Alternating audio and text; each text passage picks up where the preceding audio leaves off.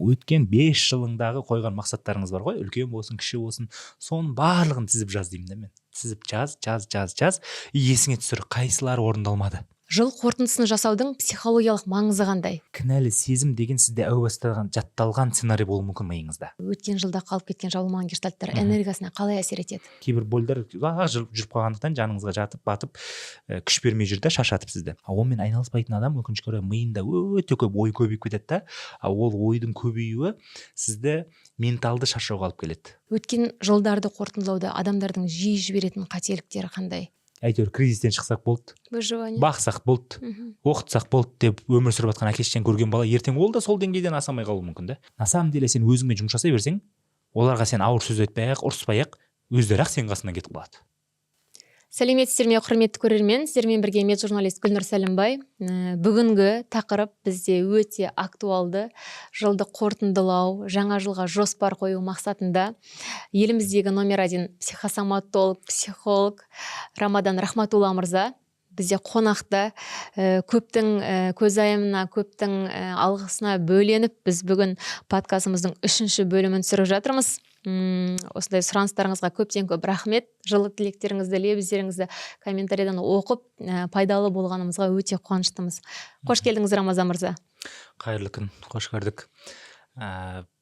Бұл біздің 3-ші подкастымыз. Осылай жылды аяқтап атқан кезде өте керемет тақырыпты ашқалы отыр екен. Алла тағала жүрегіміздің, тіліміздің күрмеуін шешсін, бір-бірімізге пайда алып қойсын. Сіздерге пайда істесе, барынша қолымнан келгенше осы тақырыпты ашып, өткен жылды дұрыс қорытындылауға және алдағы жылға дұрыс мақсат қоюға осы подкаст әсерін берсін иншалла. Сізді көргенімізге өте қуаныштымыз. Жалпы, жыл қорытындысын жасаудың психологиялық маңызы қандай? Адамның миында жабылмаған гештальттар, өткен жылда қалып кеткен жабылмаған гештальттар энергиясына қалай әсер етеді? Тура осы тақырыпты мен өткен жылы январ айында үлкен кәсіпкерлерге арнап тренинг жасаған едім. Сода алғашқы жарты сағатын мен осыған арнадым. Яғни өткен шақтағы, не только өткен бір жыл, өткен 5 жылыңдағы қойған мақсаттарыңыз бар ғой, үлкен болсын, кіші болсын, соның барлығын тізіп жаз деймін да мен. Тізіп жаз, есіңе түсір қайсылары орындалмады. Именно орындалмағандарын жинап шық. Сөйтіп соларға жаңадан анализ жасау керек. Қайсысы маған қазір керек, қайсысы шын мәнінде менің ішкі жан дүнием қалаған мақсат. Және өте маңыздысы, қайсысын не үшін мен бастай алмадым. Сол нәрселерді реттеп, ол мақсаттарды жаңағыдай нүктесін қойып, үтірден қойып, жаңа мақсатқа айналдырмаса, ол жабылмаған гештальт болып психикада тұра беретін болса, ол адамның энергиясын жейді. Ертең ол басқа алдыңызға мақсат қоясыз, сол мақсатқа келген ресурсты ана гештальтқа жауып жібересіз, сөйтіп қауыс басталады. Адам подсознаниясы өз-өзін тыңдамай қояды, өз-өзіне сенімсіздік пайда болады. Содан адамдар, мен мақсат қойсам неге орындалмайды дейтіндер. Потому что гештальтта тұрған мақсат басқа, қазіргі мақсатың басқа. Сен қазіргі мақсатыңа жинаған ресурсты гештальтқа жауып тастай берді, психика жаңағыдай кінәлі сезіммен энергия түсіп кетеді, өзіне сенбейді. Өйткені сізде мынау жабылмаған психикада тұрған нәрселер как дыра сияқты, бір тесік сияқты энергияңызды ағызып тұрады далаға ше. Сол үшін өткен шақта соңғы 5 жылда қандай басыңыздан қиын тақырыптар өтті, қандай қуанышты тақырыптар өтті, қандай сол кезде мақсаттар қойдыңыз. Соның бәрін тізіп жазып, қайсысына нүктесін қою керек, қайсысы сіздікі емес ол мақсат, қайсысы қазір актуальны емес, разбираться етіп алған, сіздің энергияңыздың көтерілуіне, осы жаңа жылға, Алла қаласа 2026-ға қоятын мақсаттарыңызға сол энергияның бәрін босатып, мына жаққа арнауға көмегін тигізеді. Келесі сұрағымыз, қойған мақсаттарды жыл соңына дейін жасап үлгермесек, орындалмаған жоспарлар бізге ішкі қысым немесе кінә сезімін туындағанда, оны ғылыми тұрғыдан қалай өңдеуге немесе алып тастауға болады? Бір нәрсені жете алмай қалдым, қап деп бір іште бір сезімді алып тастау қалай жасауға болады? Яғни орындалмаған мақсат үшін кінәлі сезім, иә. Бұл жерде мен практик психолог ретінде жауап берейінші. Былай, кінәлі сезім деген сізде әу бастан жатталған сценарий болуы мүмкін миыңызда. Сізде уже сол сценарийді жатталған, мен кінәлі сезіне берем деген сценарийді реттемесе, кінәлі сезімді алғаш рет сіз бала кезде жаттадыңыз ғой, үйрендіңіз ғой, мысалы 10 жасқа дейін, 10 жастағы бала 4-ші класстың баласы. 4-ші класстың баласынан кінәлі сезім не екенін білесің бе? Білем дейді. Хотя оның не деп түсіндір деп сұрасаң, ол түсіндіре алмайды сізге кінәлі сезім не екенін. значит кінәлі сезімнің анықтамасын біз толыққанды балалық шақта дұрыс үйренбегенбіз. Сөйтеміз де қазір ересек кезімізде сәл мақсатымыз орындалмай қалса, бір уақыт бөлмей қалса, басқа болып қалса кінәлі сезініп, болғанға да болмағанға да кінәлі сезініп, жаңағыдай шынымен кінәлі сезетін оқиға келсе, чересшур 2 есе 10 есе ауыр қабылдап, ол біздің энергиямызды жеп шаршатып жатады. Бұдан ғылыми түрде қалай құтыламыз? Біріншісі, кінәлі сезім дегеннің анықтамасын түсінуіміз керекпіз. Біз кінәлі сезім деген эмоция қалай, оның анықтамасы не? Ол шекараны бұзу деген мағынаны білдіреді. Яғни мен біреудің сіздің шекараңызға өтіп кететін болсам, мысалы қазір мен жүріп барып сіздің аяғыңызды басып кететін болсам, мен сіздің шекараңызға өттім ба? Өттім. Менде автомат түрде кінәлі сезім чек жанады. Машинада сигнал жанады сияқты, сенде что-то не так, кешірім сұра деген сияқты менде белгі шығады. Бірақ ол бір рет қана белгі да, маған бір әрекетке итермелейтін белгі. Эмоция ол әрекетке итермелейтін белгі. Бірақ мен әрекет істемей, просто ол эмоцияны сезініп жүре беретін болсам, ол мен денемнен даже ауру болып шығуы мүмкін. Ол кінәлі сезім мені әрекетсіздікке итермелейді. Ол кінәлі сезім мені энергиямды жеп апатияға, выгоранияға түсіруі мүмкін. Ештеңе қызық емес болып қалуы мүмкін. Потому что кінәлі сезінген адам жаңа мақсат қоюды, бір жаңа нәрсені ойлануды болмайды ол кісіде. Қысқасы, ғылыми түрде қалай жұмыс жасаймыз? Кінәлі сезім анықтамасын түсінейік. Өзімізге сұрақ қоямыз. Үйде болатын болсақ, сұрақ қоямыз. Так, осы өткен шақта, осы жылы мен мынандай бір көлік алам деп арман қойдым, бірақ жетпей қалдым. Бұл мақсатыма жетпей қалған себебі жазда 3 ай бойы мен басқа проектіде істеп қалдым. Мысалға да болды, обстоятельства солай болды. Хорошо, мен өз-өзіме осы мақсатты орындамағаным қаншалықты мен өзімнің шекарамды өтіп кеттім деп өз-өзіне сұрақ қою керек. Сол кезде жүрегі айтады, оның жауабы айтады. Жоқ, сен шекараңды өткен жоқсың, зато сен жазда 3 ай бойы бала-шағаңа уақыт бөлдің. Бұл нәрсені жаңадан қоюға болады деп. Уже сіздің жан дүниеңіз бен миыңыз бір-бірімен гармонияға келіседі ғой бүйтіп. Келіскен жағдайда уже кінәлі сезімде кетеді. Егер тіпті қатты шатат етіп жатса, значит сізде кінәлі сезімнің балалық шақта қалыптасқан кезінде бір негативті қорытылмаған нәрселер бар. Мысалы, бала кезіңізде әкеңіз сәл бірдеңе тапсырма берді, сіз ұмытып кеттіңіз, анаңыз тапсырма берді, кешке ұмытып кеттіңіз, істелмеді, үй жиналмады, келді таяқ жедіңіз. Сізде кінәлі сезіммен өстіңіз всегда. И қазір даже өз-өзіңе қойған мақсаттан орындалмағаннан өз-өзіңе көңіл толмауынан адам қалауын тыңдамайды, надо деп өмір сүріп кетеді да. Хочу емес, надо деп өмір сүріп кетеді. Бұл нәрсе өкінішке орай уже мақсатқа жете алмауға, орындалмайтын мақсаттардың кересі чередасын басталып кетуіне себеп болады да. Көңіліне толмау және қалауын тыңдамау. Сол үшін өткен шақта орындалмай қалды ма, өзіңізді кешіріңіз, иә, менде осындай болып қалды, уақыт бөлмедім, бүйттім, қате екенін мойындаймын, өкінемін, кешірім сұраймын деп өз-өзіңнен тәубе етсең болады. Сөйтіп кешірім сұрап, мен өз-өзімді осы мақсатым орындалмағаны үшін кешірем, сабақ алам, өйткені мен осындай уақыт бөлмедім, мынаны приоритетке қоймаппын. Так, жаңадан мақсат қоюды үйренейін, білім алу ғой всегда. Кез келген өмірімізде сынақты шешудің бірінші жолы ол білім алу. Дұрыс мақсат қоюды үйренейін, сосын бұл мақсатты келесі жолы жетемін деп өзіңізге жаңа шекара қоятын болсаңыз, ол кінәлі сезім кетеді. Керемет. Сонда біз бірінші өзімізді ақтап алуымыз керек, сөйтіп өзімізге жеңілдік сезім беруіміз керек, қайтадан ол мақсатты жаңалап қоюымыз керек. Ескі жылдағы жағымсыз оқиғалар алдағы жылымызға кері әсерін бермеу үшін дамуға ресурс ретінде қабылдауға көмектесетін. Мысалы, ескі жылдағы больдарды қалай дамуға ресурс ретінде көмектесетін әдіске айналдыруға болады. Дұрыс түсінген бойынша өткен жылда боль деген жаңа жіберіп алған мүмкіндіктер ғой. Қателіктер, хорошо. Бұл былай. Мысалға, өткен тек қана 1 жыл емес, өткен 5 жыл деп қарастырамын мен, жаңа басында айтып өткендей. Соңғы 5 жылыңызда немесе 10 жылыңызда немесе өміріңізде жіберіп алған мүмкіндіктер бар ғой. Мысалға, біреу оқуын тастап қояды, біреу бір күшті жұмысқа ұсыныс жасаған кезде бас тартып қояды қорқыныштың кесірінен, бір білмеймін, қате жасадым деген өзіңізге шешім шығарған тақырыптар бар. Сол қате жасадым, мен кінәлімін деп өзіңізге кешіре алмай жүрген өкініштерді былай айту керек өзіңізге. Мен сол кездегі біліміммен, сол кездегі тәжірибеммен маған солай дискомфорттан, қиындықтан қашып кету маған выгодны болды.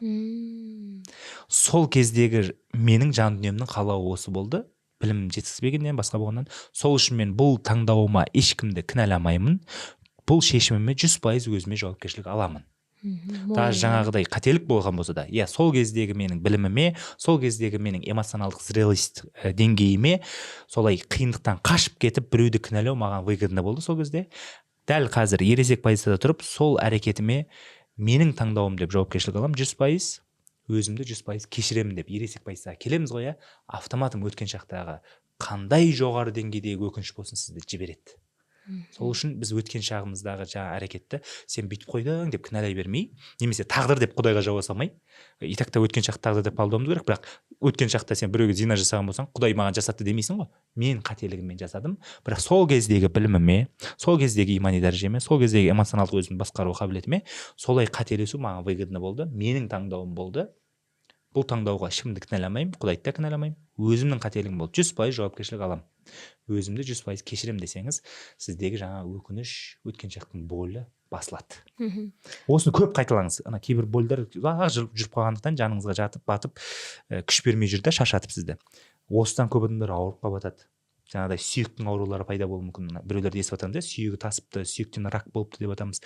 Сүйек бізде опораны білдіреді. Адам өткен шақта бір осында жіберіп алған өкінішін көп уайымдай беретін болса, өзін толыққан сезінбей, ол оның сүйегінің дұрыс дамымауына, сүйектен рактың шығуына әсер етуі мүмкін.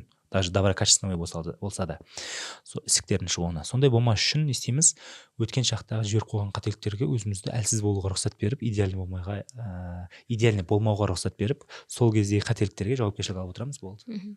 Мысалы, біреуді байқамай ренжітіп қойдық делік, сол кезде өзінің кінәсін түсінеді, өзінің жаңағындай сол кездегі білімі, эмоциясы соған сәйкес екендігін мойындайды. Одан кейін ондай қателік жібермеу үшін ары қарай өзімен жұмыс жасап, алдын ала дейсіз ғой. Керемет. Жыл соңында рефлексия жасай алмайтын, немесе ол процестен қашатын адамдарды қандай психологиялық механизмдер іске қосылады? Мысалға, оның соңы неге алып келуі мүмкін? Так, шаршаңдыққа, миында фокустың кетуіне, ұйқысыздыққа, бессонницаға, выгораниеға алып келеді. Неге? Потому что өткен шаққа анализ жасап отыру, бір ғана жылға емес, айға, аптаға, күніңе анализ жасап отыру сізге жабылмаған жаңағыдай мидағы процестерді жауып отыруға көмектеседі. Онымен айналыспайтын адам өкінішке орай миында өте көп ой көбейіп кетеді да, ол ойдың көбеюі сізді менталды шаршауға алып келеді. Менталды шаршаған адам өмірінде сапалы жоспар шығара алмайды, ол өмірінде сапалы мақсат қоя алмайды, өмірінде сапалы әрекет жасай алмайды. Яғни өз-өзін Құдай беретін мүмкіндіктерден, нәтижелерден өз-өзін қағады. Сонда жоспар каждый раз әр кез өзіне есеп беріп отыру керек па? Қанша уақытта есеп беріп отыру керек тұрсында? Әр адамның өзінің психотипіне байланысты деп ойлаймын. Мысалға, біреуге ыңғайлы күніне бір рет отчет беру, өз-өзіне. Не істедім мен бүгін деген. Біреуге ол ыңғайлы емес, біреуге бір аптада, біреуге бір айда, бірақ көбі бір ай деп айтатын едім. Сен өткен бір айыңа отчет бере алмайтын болсаңыз, анализ жасай алмайтын болсаңыз, осы менің бір айым қалай өтті өзі деп ше, осы декабрь айым, желтоқсан айым қалай өтті, қай кезде не істедім, немен айналыстым, қанша күнім ұйқымен өтті деп анализ жасай алмасаңыз, келесі айыңыз дамымайды да. Сол үшін есеп беріп, есеп беріп сабақ алып отыру керек. Өткен кінәлау үшін емес, қателік жасағаныңды түсініп, кешіріп, және әрекетке итермелеу ғой. Кінәлі сезімнің астында әрекетке итермелеп жату керек. Сен әрекетке қадам басуың керек. Хотя бы осы подкастты көріп отқаныңыз ол әрекет уже. Яғни мақсат қоюды үйреніп жатсыз деген сияқты. Өткен жылды қорытындылауда, немесе өткенді сіздің негізбен айтатын болсақ, өткен жылдарды қорытындылауда адамдардың жиі жіберетін қателіктері қандай? Мысалға, өз-өзін бағаламай, фокусты тек қана жетпеген нәрселеріне қойып, ұнжырғасын түсіру деген сияқты. Ең үлкен қателік мынандай деп айта алатын едім. Енді қазір менің жүрегіме келіп тұрған нәрсе, тәжірибеде өзімнің кәсіпкерлерінде, коучингте жүрген кәсіпкерлерде жіберіп жатқан основной қателік адамның статичный емес, динамичный екендігін түсінуі. Адамның ішкі жан дүниесі ол үнемі өзгеріп отыратын. Сенің қалауың өзгереді, сенің білімің өзгереді, сенің көзқарасың өзгереді, сенің мақсаттарың өзгереді. Мысалға, сіз 5 жыл бұрын қалаған көлік қазір уже сіз қаламайсыз. Көп адамнан сұрасаң. 5 жыл бұрын қалаған сіздің жұмыс орныңыз қазір сіз қаламайсыз. Сіздің қалауыңыз үнемі өзгеріп отырады. Сол үшін өткен шақтағы тақырыптарды қайта бүйтіп мен жетпедім ғой деп өзін кінәлай бергенше, мысалы, біреу алады да үй салам дейді, 5 жыл жүріп қалады. Қазір оған үй ыңғайсыз, оған квартирада тұрған ыңғайлы. Мысалы, пәтер алып қалада жұмысына тез барып келу оған ыңғайлы, баласы оңға келгенше деген сияқты. Ол үй салмадым деп өз-өзін жей бергенше, өзінің қалауы өзгеретін, яғни оның гибкий адам екендігін қабылдауы маңызды да. Бірінші қателік осы деп айтатын едім. Мысалы, менде ондай болды. Мысалы, мен студент кезімде үйде времянкада, үйіміз времянкада ғой, жаңағы әкеміз, анамыз үй сал деп жаңағы чувствительныймен өскен ғой. Мен саған үйді тезірек салуым керек, значит, тезірек жұмыс істеуім керек, тезірек айлық беретін, айлығы жақсы престижін жұмыс істеуім керек деп. Сөйтіп оқуымды бітіріп, жаңа нелерді товарный бизнеспен айналысып, карьера қуып сөйтіп жүрген кезімдегі ақшаны жинай алмаймын, жиналмайды. Сөйтсем уже маған ана үйді салу смыслы жоқ, потому что мен Түркістанда тұруға уже шешім шығармағанмын. То есть мен шешімім өзгерген, мен қалада тұрамын деген, потому что маған Астана ұнап қалды. 7 жыл тұрдым Астанада. Алматы ұнап қалды, келіп көріп жатырмын жыл сайын. Менде қалау пайда болды. Мен Алматыда өмір сүремін деген, үлкен қалада өмір сүремін деген. Маған мына жақта миым Түркістанда үйді салып тастап тұр да. Бәсе ақша жинаймын, 1,5 миллион, 2 миллион жинаймын, жоқ болып кете береді, су болып ше. Дала етіп қалады, үйтеді, бүйтеді, короче. Ауырамын, басқа боламын, шаршап қаламын. Подсознательно түрде ана ақшаны бәрібір жинамайсың да. Қалай мен мақсатымды өзгергенін өз-өзіме мойындап, әке-шешем алдында кінәлі сезімді тоқтатып, өз-өзім алдында. Мен мақсатым пәтер алу ғой. Давай сөйтіп мақсат жазып көрейікші деп, новый мақсат жазып, Астанадан пәтер аламын деп жаздым. 2020-да. Сөйттім да 2019-да көлік алғаннан кейін бір Opel алғам, одан кейін Opel сатып жібердім, ол менікі емес екен. Сонымен пәтер жаздым, уже менде ақша жиналып бастады. Жаңағы товарный бизнестен жинап жатқан табысым ай сайын откладывать етіп банкке тастап тастап. Уже мен подсознанием шешімдер тауып бастады. Аламда халық банк ашып қоямын, оған приложениесін удалить етіп тастаймын, чтобы жарата алмас үшін. Сен де оған ақшаны сала берем, жиналған ақшаны, артық ақшаны. Сөйтіп бір 2 жылдан кейін менде уже пәтерге ақша жетіп қалды. Уже первоначалкаге. Бірақ сол кезде мен жаңағыдай жилстройға барып кірісейін жатқан кезде тағы да маған досым қалауымды өзгертті тағы да. Сен жилстройға емес, Құдайдан наличка сұрасайшы. Мақсатымды өзгертті менің. Деп мен көзқарасым өзгертті. Солай екен ғой шынымен. Мен жилстройға салсам, енді қазіргілер выгодный, адамдар екіге бөлінуі мүмкін, бірақ менің шешімімде былай болды. Менде таңдау бар. Қазір мен 15 жылға өзімді кредитке тығам, или 3 жыл пағат етіп, пока квартирада әлі қосымша тағы да үстіне копить етем. Сөйтем да, или рассрочкамен застройщик табамын, сөйтем да квартирамды аламын наличкаге деп дұғамды ауыстырдым, мақсатымды ауыстырдым. Тағы да 3 жыл пағат еттім, 2 жыл пағат еттім тағы да. Сөйтіп Астанадан пәтерімді алдым. Қарасам, сол доход, сол өткен уақыт, Түркістандағы үй дегенде ақша жиналмады, пәтер дегенде ақша жиналды. Осындай нәрселер ғой. Оның барлығының басы сонда сіздің ішкі сезіміңіз, яғни қалауларының өзгеруін түсінуімде ғой. Ішкі қалауыңыздың өзгеруін түсінуіңізде. Оның қалыпты екендігі. Мысалы, біреу үшін өмір сүрмеу керек та. Көп жастарымыз бүйтеді, даже 30-ға келіп қалған болса, орта жас 40 жасқа келіп қалса да бүйтеді. Әлі әке-шешесін қойып кеткен арманымен өмір сүріп жатыр. Талай кісілер келді маған, депутат кісілер келді. Тақылап отырсақ, сізді жақсы көретін тірлік дегенге осы сөз сұрайды, мен сізімнен жанымен істеймін, бірақ мен ләззат бермейтін сияқты деп айтады да. Сөйлессем, кезінде анасы бала кезінен сен депутат боласың деп бұған кигізіп кеткен ғой. Қалай осы ішінде кінәлі сезімді проработка жасап, жұмыс жасап ажыраттық, анау жұмысын тастап, бірақ сол депутаттық тәжірибесі оған көмектесті, өзінің кәсібін ашып кетті. Көрдіңіз бе? Өзінің кәсібін ләззат алады, өзінің ұнайтын мектеп ашып кетті, частный мектеп. Сөйтіп сол мектеппен адамдарға шынайы пайдалы нәрсемен айналысып жатыр қазір. Әрі табысын тауып жатыр, әлі ләззат алып жатыр. Сол үшін қалаудың өзгеруі қалыпты. Сіз ата-анаңыз сізге ілген, қоғам сізге ілген қалауыңызды өзгерткеннен сіз ата-анаңызды сатып кетпейсіз. Сіз главное өзіңізді сатпаңызшы деген нәрсені айтқым келеді осы жерде. Психологиялық тұрғыдан дұрыс мақсат қою дегеніміз не? Дұрысында қалай мақсат қойылады психологиялық тұрғыдан? Мысалы, бірінші жаңағы айтып отқаныңыз қалауға өте мән беру, иә? Негізі мен бұны көп іздендім ше, осыны зерттеп жүрген Қазақстандағы мықты ұстаздарға бардым, кәдімгідей олардың коучингтарын үлкен суммаға сатып алып, маған бәрін айт деп ше, бүйтіп ше, практикалық жағын айт маған, теория жағы жамайт маған деп. Сол кезде маған өткен нәрсе мынау болды. Егер теориялық жағынан, жұмыс жасайтын, ғылыми жағынан сөйлейтін болсақ, мақсат емес екен бірінші орында тұрған. Біз ана нелерді интернеттен видеоларды көріп аламыз ғой, Кембридждің студенттері, жаңағы Билл Гейтс келді да, бірінші главный мақсат қойыңдар, өмірде мақсат шешеді деді, оны естіп алды да, бір мотиваторлар соны айтып жатыр.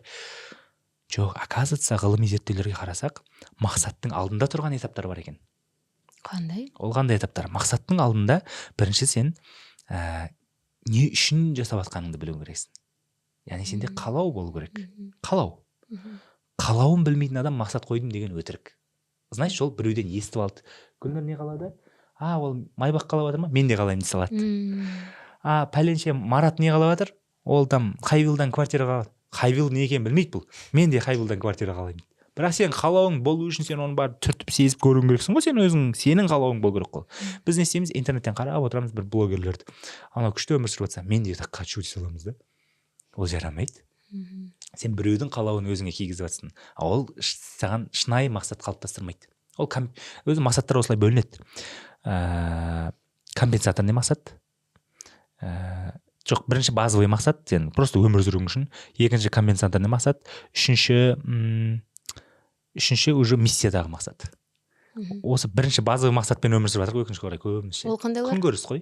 Күнкөріс үшін әйтеуір жұрттан қалмау, позор болып қалмау, күн көру, аш қалмау, бала шағаны жеткізу. Осы мақсатпен ғана өмір сүріп жатырық да. Кейбіреулер екіншіге кетті. Компенсаторный мақсат. Компенсаторный мақсат деген сөз, мысалы бала шақта бір травмаң болған сенің. Мысалы мен бала кезімде мысалы үйім кішкентай болып көп травма алған мен. Көршілерімнің бәрі үйлері үлкен. Енді 6 бөлмелі үлкен көремін ғой ол кезде, мен ол да кішкентай ғой қазір. Сол біздің үйіміз 2 бөлмелі болғаннан кейін мен үйім кішкентай деген андай бір қорғансыз сезінетемін да соған мен өзімше. Әлсіз төмен сезінетемін. Енді кейбір адамдарда болған шығар ол бала шағында. Есейген кезде мен кәсіп істеп жүрмін ғой жаңағы, осыдан 5-6 жыл бұрын психология келмей тұрып, психосоматика келмей тұрып, мен квартира ала бередім да, короче. 2 квартира Астанадан алып тастадым, Алматыдан алуға тырысып жүрмін. Сол кезде маған коуч тоқтатты да жаңағы ұстазымыз. Тоқта, сен не үшін квартира ала бересің? Ақшаның бәрін оған салып. Мен айтамын, ол осындай инвестиция жағынан дұрыс, басқа жағынан дұрыс. Оказывается, психологиялық түрде мен ішімдегі өзімнің қорғансыз сезінгенімді жаңағыдай бетон үй сатып алып тастап жауаппын келген да, қауіпсіздікті үймен жапқым келген ғой. Мысалға біреулерде болады, өзін маңызсыз сезініп қалса, маңызды сезіну үшін жаңағыдай қымбат инстаграмный көліктер алып бастайды. BMW, Mercedes деген сияқты. Оны я хочу деп қояды жаңағыдай. Әңгімесі жоқ, хочу деп алып жатқандар да бар. Бірақ көбісі өкінішке орай солардың до конца копать етіп бастайтын болсақ, компенсаторный цельмен алған да. Жаңағыдай ішкі бір белгілі бір нәрселерін, гештальттарын, психологиялық түрдегі потребностьтарын, психологиялық потребностьін сыртқы дүниемен жабу. Бұның жаман жері қандай? Жаман жері сол нәрсеге дүниеге қолын жеткізеді да, 2-3 ай ғана қуанады да, ары қарай уже қуаныш кетіп қалады. 2 аптаның ішінде даже қуаныш кетіп қалуы мүмкін. Қаншама адамдар қазір сіздерде болды ма, опыттарыңызда көрермендер, жазсаңыздар болады комментарийда. Көлік алдыңыз, басында қуанып жүрдіңіз, бәрі құттықтап жатқан кезде, бірақ уже 2-3 аптадан кейін ештеңе қызығыңыз болып қалды. Бұрынғы жасап жүрген жұмысыңды да жасай алмай қалдың. Біртүрлі уже энергия жоқ ше. Или квартира алады, бәрі құттықтап жатқан кезде күш сезінеді, дейді да, бірақ ары қарай уже мақсат жоғалтып алады. Өйткені оның жалғыз мақсат сол болған болуы мүмкін, бірінші вариант. Екінші вариант ол компенсаторный цель болған екен. Яғни сенің белгілі бір ішкі психологиялық түрде жабылмай жатқан тақырыпты сен дүниемен жабуға тырыстың да, психикаң түсінді ананы жапқан кезде психологиялық мына жақта гештальт жабылған жоқ. Сыртқа дүниелік мақсатыңа галочка қойылғанымен сенің психикаңдағы жаңағы қорғансыз сезіну дегенге галочка қойылған жоқ. Сен не істейсің? Уже мұңайып бастайсың, көңілің толмай бастайды, құнсыздандырып бастайсың алған нәрсеңді. Сөйтеді де көп жігіттер көлігін 1-2 жылға жеткізбей сатып тастайды. Не саттым десе, пробеге кетпей, ақшасы түспей деп өз-өзін ақтап береді негізі. На самом деле ол эмоционалды сатып жіберді. Біз адамдардың бәріміз негізі эмоционалды әрекет етеміз да, бірақ соны артынан ақылмен ақтап береміз ғой ше. Үшінші мақсат? Үшінші мақсат ол миссиядағы мақсат. Ол енді керемет енді. Ол саған әрі ләззат береді, әрі творчестволық немен реализация арқылы бақытты сезінесің, әрі ақша сенің артынан, дүние артынан жүгіреді. Оны қалай таба алады? Ол сенің ішкі күшті қабілеттеріңді Құдай берген, өмірде қалыптасқан күшті қабілеттерің бар ғой, соны қоғамның жақсылығына ештеңе ажыратпай, без ожидания ничего, 100% отдающий позицияда істеу. Осы позицияда кім жұмыс істейді? Ол даже туфта тірлік істеп жатса да оның кәсібі жүріп кетеді ше. Шынымен адамның ішкі жан дүниесімен мен қоғамды дамыту үшін осы нәрсені шығарып жатырмын деп тұрып осымен айналысса, оны ше кризисте тоқтата алмайды, сенімсіздікте тоқтата алмайды, адамдардың сөзі де тоқтата алмайды, қарызға кіруде тоқтата алмайды. Ол до конца барып плюске шығады ғой.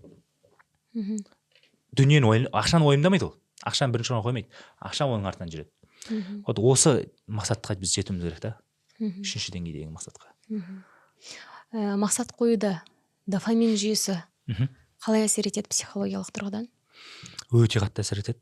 Бізде дофаминді психологиялық түрде былай атайды. Енді бұл қарапайым жалпақ тілде ғой. Дофамин гормонын уәде беру гормоны дейді. Уәде беру гормоны.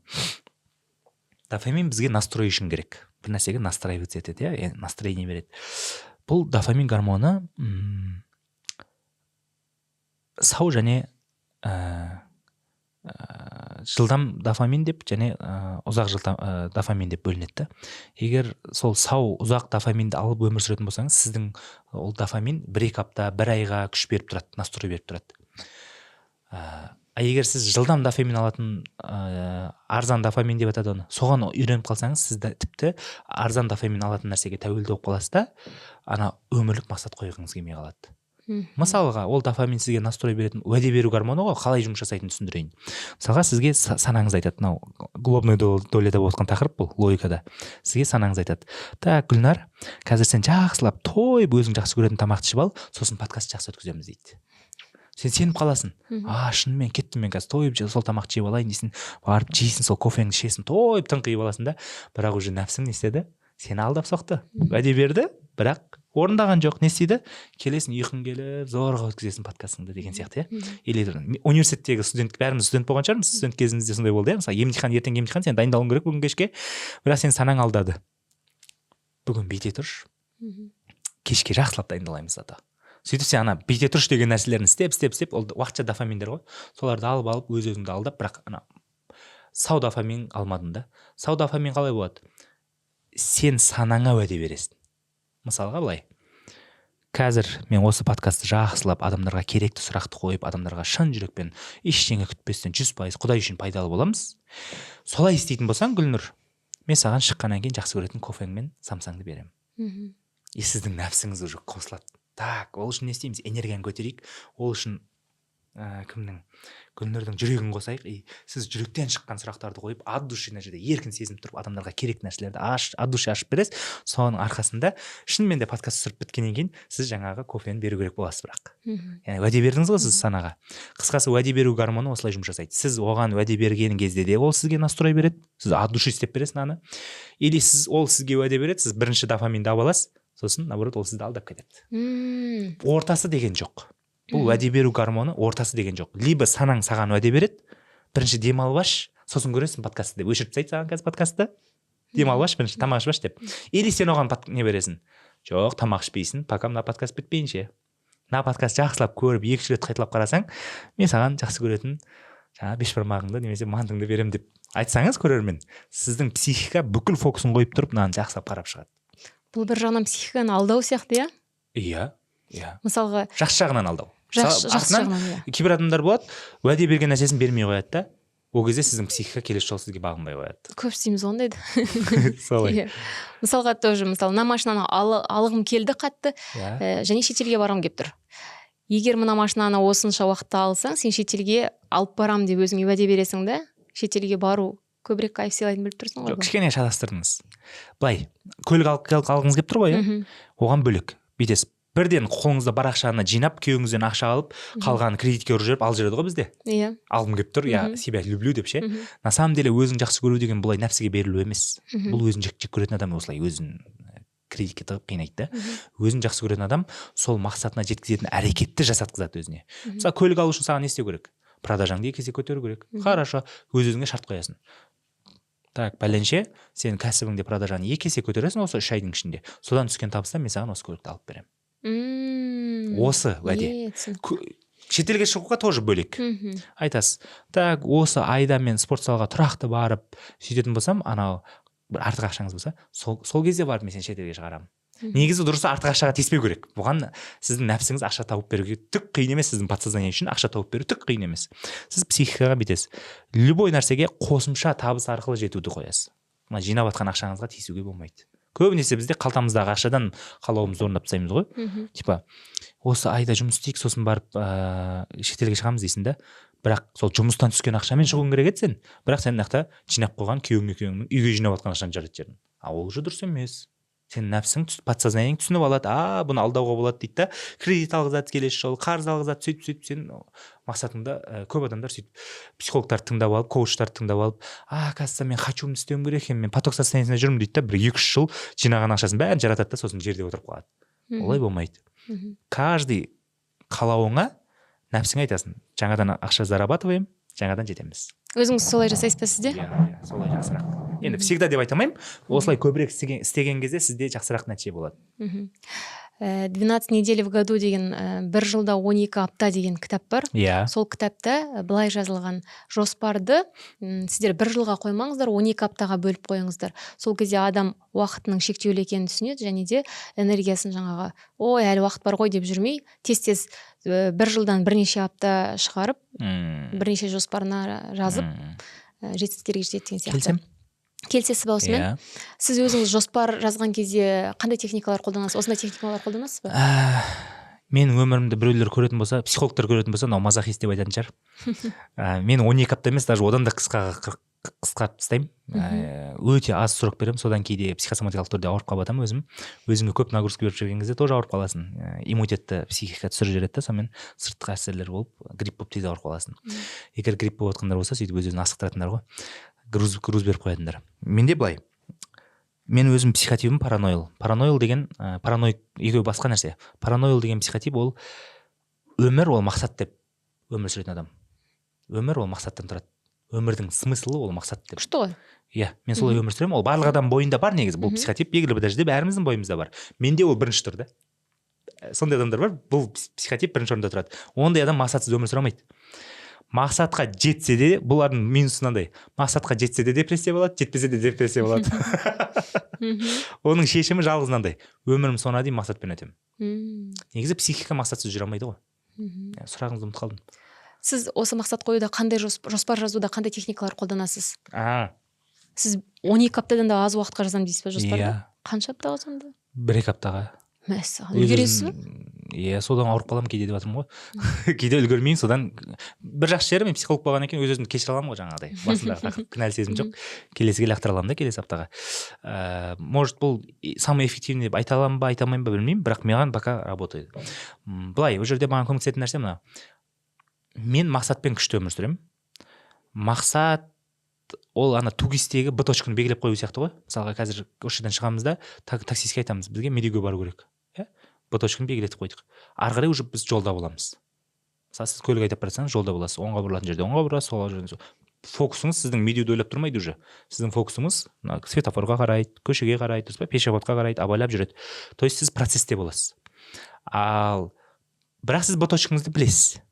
Медеуге баратқаныңызды білесіз. Яғни бағыт дұрыс. Кейбір адамдар өкінішке орай сол бағытты бекітпейді да, мақсатты бекітпейді. Просто процесте жүре беремін деп ойлайды. Әртүрлі қиындықтарға жолып өмірде ештеңе жетпедім деп жатады. Сол үшін мақсатты бір рет белгілеп қою басқа. Екінші типтегі адам бар. Бір рет белгілеп қояды да, ол процесте емес, бүкіл фокус анау медеуге қарап, таудың басына қарап кетіп бара жатады да, сол бірінші кездескен пешеходқа соғысады, бірінші кездескен машинаға соғысады. Неге? Өйткені ол мақсатты Б точкына бара жатқан жерін белгілегеннен кейін екінші әрекеті оны ұмытып процесте болуы. Яғни бағытын бір рет қойды ғой өйтіп компасты. Енді ары қарай сенің қазіргі қадамдарыңа фокус қою керексің да. Мен осы техниканы көп қолданамын. Біріншісі, мақсатты қайға бара жатқанымды бір белгілеп аламын да, жылдың басында. Даже өміріме қатысты да. Мен қартайған шағымда қандай болатыным туралы визуализация бар. Мен психикамды түсіну керек, мен қалай қартаю керек екенін. Түсіндіңіз бе? Егер мен білмесем, қартайған шағымда мен стройный болуым керек, денсаулығым жақсы болу керек, бұлшықеттер болып тұру керек. Көбімізде қазір көріп жатырмыз ғой, аталар қартайған кезде бұлшықет таусылып қалады дейді. Жүре алмай қалады. Ондай болмаған қалам. Мен наоборот керісінше жаңағыдай сау, бұлшықеті бар, өз-өзіне қарап жүрген, иманды сондай аталарды көремін да, соны өзіме не қылып аламын. Б точкам қылып белгілеп аламын. Сөйтіп соны мақсат қойып қоямын. Мен психикам бір рет оны жаттадым ма, все, бітті, мен оны ұмытамын. Бағыт сол жаққа қарай тұрмын. Мен қазіргі әрекетіме қараймын, процестемін. Так, спорт залға барып жүрмін ба? Барып жүрмін. Так, уақытылы эндокринологқа қаралып жүрмін ба? Қаралып жүрмін. Анализ тапсырып жүрмін ба? Тапсырып жүрмін. Сөйтіп, қазіргі әрекетімде мен уже эффективный бола бастаймын. Түсіндіңіз ба? Барлық қазіргі әрекетімді мен саналы түрде 100% өзім басқарып жатырмын деп айта алмаймын. Так как мен Б точкасын белгіледім, қайда бара жатқанымды. Соның арқасында менің подсознанием бүкіл потенциалын қолданып дұрыс әрекеттер жасап жатыр. Осылай. Менің түсінуімше былай болып тұр. Сіз мысалы 70 жаста өзіңізді қандай екеніңізді белгілеп алдыңыз. Одан кейін алдыңызда 50 жасқа тағы бір белгі қойдыңыз, 30 жасқа бір белгі қойдыңыз. Одан кейін енді жылдық мақсат қоясыз. Жылдықты аласыз да оны айларға бөлесіз. Айлық мақсатты апталарға бөліп тастайсыз. Оның ішінде сізде бір аптада, 2 аптада орындалу керек мақсаттар бар.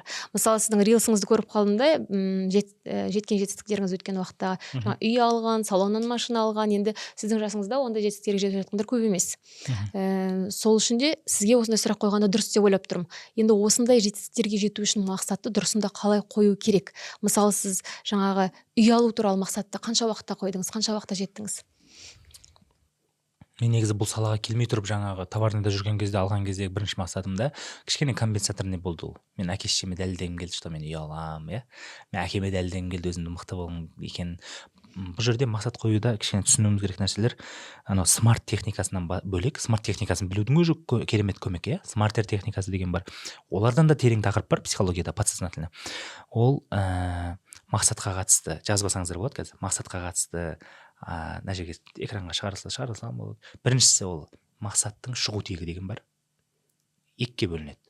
Мақсаттың шығу тегі шынайы қажеттіліктен ба, или компенсаторный ма? Яғни травмадан шығып тұр ма? Екіншісі, мақсатқа қатысты сіздің ожиданияңыз. Не күтесіз ол мақсаттан? Шынайы минималды ожидание ма? Мысалы, көлік болса, А точкадан Б точкаға барады деген сияқты. Или қияли ожидание ма? Осы көлікті алғаннан кейін бақытты болып кетемін деген сияқты. Или үшіншісі бар, барлығы ғой қатар келе жатыр. Үшіншісі, сіз оған сенімділігіңіз, осы нәрсенің орындалатындығына 100% жүрегіңіз сеніп тұр ма, доверие бар ма Құдайға, или күмәнді болып тұр ма сізге? Біреулер болады, үй аламын Құдай қаласа деп қояды, бірақ жүрегі күмәнданып тұрады оған. Ай, болмайды ау деп ше. Және төртіншісі бар, ол мақсатты сіз конкретно қойдыңыз ба, или қияли қоя салдыңыз ба? Жалпылама. Көлік алсам болды деген сияқты, үй алсам болды деген сияқты. Конкретно детальдармен қойдың ба? Саған қажетті детальдармен. Осы 4 критерий сіздің ол мақсатқа жетуіңізге әсер етеді біріншісі. Екіншісі, сол мақсатты кейін сатып кетіп, құнсыздандырмай, бақытсыз болып қалудан алдын алады. Қалай? Мысалға, осы 4 критерийге қарайтын болсақ, үстіңгі қатарлар дұрыс, астыңғы қатарлар дұрыс емес. Астыңғы қатарлар мысалға шығу тегі компенсаторны сен травмаңды дәлелдеу үшін алдым мен бірінші квартирамды Астанадағы. Сөйттім да кейін оны сатып жібердім. Потому что мен әкем үшін деп алдым, әкем бағаламай қойды, мен алдым да сатып жібердім. Әкем алды да керек емес деді маған ше. Әкем айтты сөйтіп, маған керек емес лучше сатып жібер де өзіңе машина ал деді. Шынымен солай істедім. Сатып жібердім, ана квартираны қалдырған жоқ. Потому что менің мақсатым емес ол. Компенсаторный болды ол. Екінші ожиданиясы, мен соны сатып алған кезде әкем мені мойындап, балам сен мықты екенсің, я тобой горжусь деп сондай бір мен сенімен мақтанамын деген сөз айтады деп ойлағам. На самом деле әкем просто сезім жеткіземайды. Оның психологиялық травмасы. Оны мен психологпен барып өзімді реттеп, әкеммен жұмыс жасап, әкеммен ашық сөйлесуім керек екен да. Мына оған квартира алып беру емес та. Осындай сияқты нәрселер. Ол неге алып береді? Мен қияли ожидание күттім да, әкем мені қабылдап қалады, мен бақытты сезініп қаламын. Ол қияли ожидание орындалмады ғой мен квартира алған кезде. Не болды?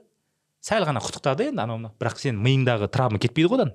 Құттықтай салғаннан кетпейді ғой. Сен сонымен не істейсің? Сен құнсыздандырасың ол теманы. Онша емес жерден алған сияқтымын. Шүкіршілік айтпайсың, сен күпірлік жасайсың. Құдайдың саған сыйғып беріп тұрған нәрсесіне күпірлік жасайсың уже сен. Недовольный болып бастайсың. Кішкентай болып қалдым. однушка алып қалыппын, 32 квадрат еді деп ше бүйтіп ше. Уже сап тастау керек мынаны деп менсінбей бастайсың. Хотя ол бұрын сен армандаған нәрсең еді. Бірінші алғаным сондай болды да енді, 32 квадрат. Кейін оны құнсыздандырасың. Ол уже шүкіршілік емес, күпірлік. Сен шүкіршілік жасау үшін, соған разы болу үшін ожиданиең кішкентай болу керек та әу баста. Бізде ойлайды ғой шүкіршілік ету үшін просто шүкір ету керек деп. Жоқ. Әу баста мақсат қойған кезіңде сен ол мақсатың компенсаторный емес, травмаң жабу үшін емес, шынайы қажеттіліктен өзің үшін.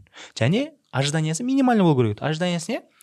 Күн суықта ремонт жасап, ішінде кіріп, отбасымды сол жерде паналаймыз. Ожидание минимальный ма? Минимальный. Яғни ол мені бақытты қылады, ол мені травма шешеді емес та. И бір қызығы тура осы сценариймен біз өкінішке орай үйренеміз ғой. Тура осы. Шынайы қажеттілікпен емес, отырып қалайын деп жатырмын деп кейбір қыздар, жасым келіп қалып жатыр. Кейбір ер жігіттер жаңағыдай мен үйленбей жүрсем сөзге қалам. Шынайы қажеттілікпен емес, травмасымен. Или ожиданиясынандай минималды емес та, қасымда бір ер азамат жүреді, әйтеуір бір-біріміздің қажеттілігімізді өтеп, Құдайдың қалауымен. Сөйтіп бірге отбасы, мемлекет құрамыз. Минималды ожидание. Жоқ, ол қияли ожидание қояды. Тұрмысқа шыққан кезде бақытты боламыз, екеуміз Мальдивға барамыз, үйтеміз, бүйтеміз. Слишком көп қияли ожидание. Бұның арман мен ожидание екеуінің айырмашылығы бар да. Ожидание ол шартты түрде күтіп қаласың да сен. Үстесінде тұрмысқа шығып аласың. Принц на белом коне, который өзеннің қасында ақ үйде тұратын. Сенің ожиданиең сондай, ана жақта күйеуіңе келсең квартирада жүрсің. Уже сен де автоматты түрде күйеуіңді құнсыздандырасың, автоматты түрде недовольный боласың. Күйеуің өсіп жатса да, жағдайы өсіп жатса да, үй салып бастап жатса да, сен уже недовольный болып өмір сүріп жатсың. Даже үйіңді жағдайын жасап тастаса да, сенің қиялыңда ожиданиедағыдай боламайды ғой, Құдай емес қой. Сонымен не болады? Всю жизнь күйеуіңе недовольный болып, таңдаудан қателеспін деп отқан қаншама адамдар бар. Соны не істеу керек десе, тәубе етіп, сол кездегі ожиданиеңа тәубе етіп, Құдайым, солай ожидать еткенім үшін кешірім сұраймын, солай мақсат қойғаныма тәубе етемін. Мен қасымда осындай бір ер азамат жүреді әйтеуір.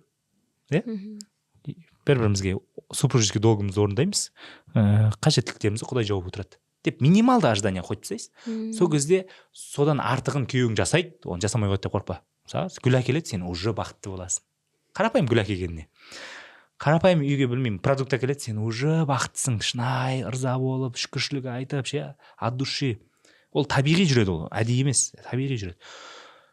Қысқасы, бойдақ қыздарыңыз, ұлдарыңыз болатын болса, көрермендер, осы сабақты көрсетіп қойыңыздар, осы подкастты. Чтобы олар мақсат қойған кезде, тұрмысқа шығайын деп жатқанда, оқиын деп жатқанда, көлік алайын деп жатқанда, ожиданиясын минималды қылды, чтобы ол көлік басқа эмоция беріп жатқанда, ол күйеуі, әйелі басқа эмоция беріп жатқанда, оған как будто ол Құдайдан беріліп жатқан сыйлық қып, бақытты болып, всю жизнь бақытты болып өту үшін. Даже үйлері кішкентай болса да, всю жизнь бақытты болып өту үшін. Не үшін біздің әке-шешелеріміз времянкада тұрса да бақытты болып өтті? Не үшін бақытты болып өтті? Потому что олардың шығып жатқан кездегі ожиданиясы минимальный болған ғой. Түсініңіздер ма? Бізде қазір Инстаграм бар ғой. Иә, қазір 7 сұрайды ғой. Сразу үлкен заттарды көріп аламыз да. И жаңағы мен көрсеткен схемадағы именно 4-ші нәрсесі мақсаттың орындалуына жүрекпен 100% сенімді болу Құдайға, және оның конкретно сұрау. Осы екеуі ол мақсаттың орындалуына жауап береді. Егер осы екеуі болмаса, мақсатың орындалмайды. Ол даже шынайы болса да, минимал ожидание болса да, бірақ сен жүрегіңмен сенбесең ол нәрсеге, және конкретно белгілемесең, ол орындалмайды. Конкретно белгілеу деген уақытпен ба? Уақытпен де, түр сипатымен де конкретно болу керек.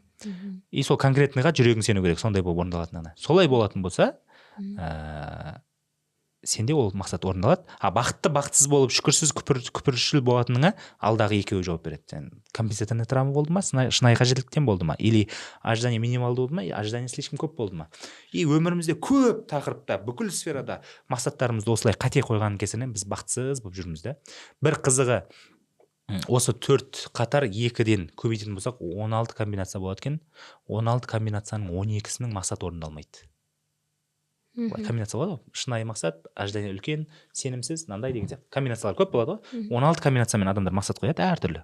16 адам келді, әрқайсысы әртүрлі немен комбинациямен мақсат қойып шықты. 12-сінің мақсаты орындалмайды. Қалған 4-еуінің орындалады. Үйті ол 4-еуінің біреуі ғана бақытты болады, қалған 3-еуі шүкірсіз болады. Мәссаған. Қалай ол? Мына схеманы білмейміз біз. Орындалу үшін жаңағы 4 схема бойынша жасау керек. Орындалу үшін сол 4 схеманың соңғы 2-еуі керек. Яғни сен жүрегіңмен 100% сенуің керек, екіншісі ол конкретно болу керек. Ал бақытты болу үшін, әрі орындалу үшін жаңағы схемадағы тек қана үстіңгі қатарда болып қойылу керек та ол. Ол сенің шынайы қажеттілігің, біреуден естіп алған әке-шешең беріп қойған мақсат емес, әйелің берген мақсат емес, өзіңнің жүрегіңдегі қалаудағы мақсат, және минималды ожидание, және оған жүрекпен Құдайдың саған оны жеткізетіндігіне сенесің, және конкретно қандай екендігін Құдайдан сұрайсың. Күшті айттыңыз. Осы болатын болса, сен бүкіл сфераңда Құдай саған майдалап жеткізсе де, сен шүкіршіл бола бересің, шүкіршіл болған сайын Құдай саған арттыра береді. Жаңа сіз айтып қалдыңыз ғой, сіздің жасыңызда бұндай, 28 жастамын, бұндай жаста бұндай үлкен нәтижеге жетіп жатқандар аз деп. Онысы рас, бірақ ол деген сөз менің артық екенін білдірмейді. Құдай тағаланың мейірімді екенін білдіреді. Хадис бар. Біреулер қорқады даже мақсат орындауға, потому что көз тиеді деп қорқады, алды болудан қорқады. Біреулер наоборот арты болудан қорқады, қалып кетуден қорқып қимылдап жүреді деген сияқты. Жоқ, екеуі де дұрыс емес. Пайғамбар саллаллаху алейхи хадисі бар. Құдай саған белгілі бір нығмет беріп жатса дейді, мен істедім деп тәкаппарланба дейді. Мен істедім, қараңдар, мен мықтымын деп, мен ақылдымын, мен пысықпын демеңдер дейді. Или керісінше ол нығметті жасырып, өтірік бейшараланбаңдар дейді. Көз тимесін деп бізде жасырады ғой көбісі. Ол да қате. Түсіріліп жатыр ғой, ол да қате. Үшіншісін айтады, жаңа үшінші абзаста келеді хадисте, ортасын ұстаныңдар дейді. Яғни адамдарға ол нығметті көрсетіп тұрып айтыңдар дейді. Мен Құдайдан осы үйді, осы көлікті сұрадым. Құдай мейірімді екен, маған берді. Адамдар, давайте сендер де сұраңдар, Құдай сендерге де береді деп айтыңдар дейді. Яғни сен Құдай тағалаға мақсат қойып, сол мақсатыңа жету арқылы көз тиюден сақ боласың, егер сен осылай жасайтын болсаң. Қалай? Айтасың да адамдарға, Құдайым, мен мына нығметтерге Құдай жеткізді, мен сұрадым, ол жеткізді. Алла мейірімді екен, көрдіңдер ме? Мынау мен Алланың мейірімінің дәлелі. Мен нәтижеге жетіп жатқаным. Мен жеткен жоқ, мен пысықтығым емес бұл. Құдайдан сұрадым, Құдай берді. Құдай мейірімді екен, көрдіңдер ғой? Давайте, сендер де сұраңдар, Құдай берді екен деп айтыңдар дейді. Хадисте келеді осылай. Егер сен осылай айтып өмір сүретін болсаң, сен шүкіршіл бола бересің, Құдай сенің шүкіршілігіңе арттырып бере береді. Және басқа адамдардың да жүрегіне сен Құдайға деген махаббат саласың, Құдайға деген үміт, сенім саласың. Керемет. Құдайға жүрекпен сенген кезде ол орындалады. Мимен 100% орындаймын деген кезде емес, жүрекпен ол нәрсенің орындалатынына сенген кезде ол орындалады. Күшті айттыңыз. жалпы мақсат қоюда ұзақ мерзімді мақсат пен қысқа мерзімді мақсаттың ара жігін ажыратып берсеңіз, жаңағы айтып жатсыз ғой, 50 жылға, 1 жылға, 2 аптаға деген сияқты. Соны қалай жасау керек? Мысалға, мен айтайыншы, мен мысалға мүлде мақсат қоймаған адаммын деп айтайық. Мен қалай қою керекпін? Жаңа бірінші 70 жасыма қойып аламын ба мақсатты, әлде 2 апталығымнан бастаймын ба? Мақсатты қайсынан бастап қоямын? Так, жалпы адам мақсатсыз өмір сүру мүмкін емес. Ол кішкентай мақсаттармен өмір сүреді. Бүгін біздің осы жерге подкастқа келуіміз де кішкентай мақсат. Адамдардың қазір телевизорды қосып, осы подкастты ютубтан қосқанның өзі кішкентай мақсат. Енді мақсатсыз жүру мүмкін емес та.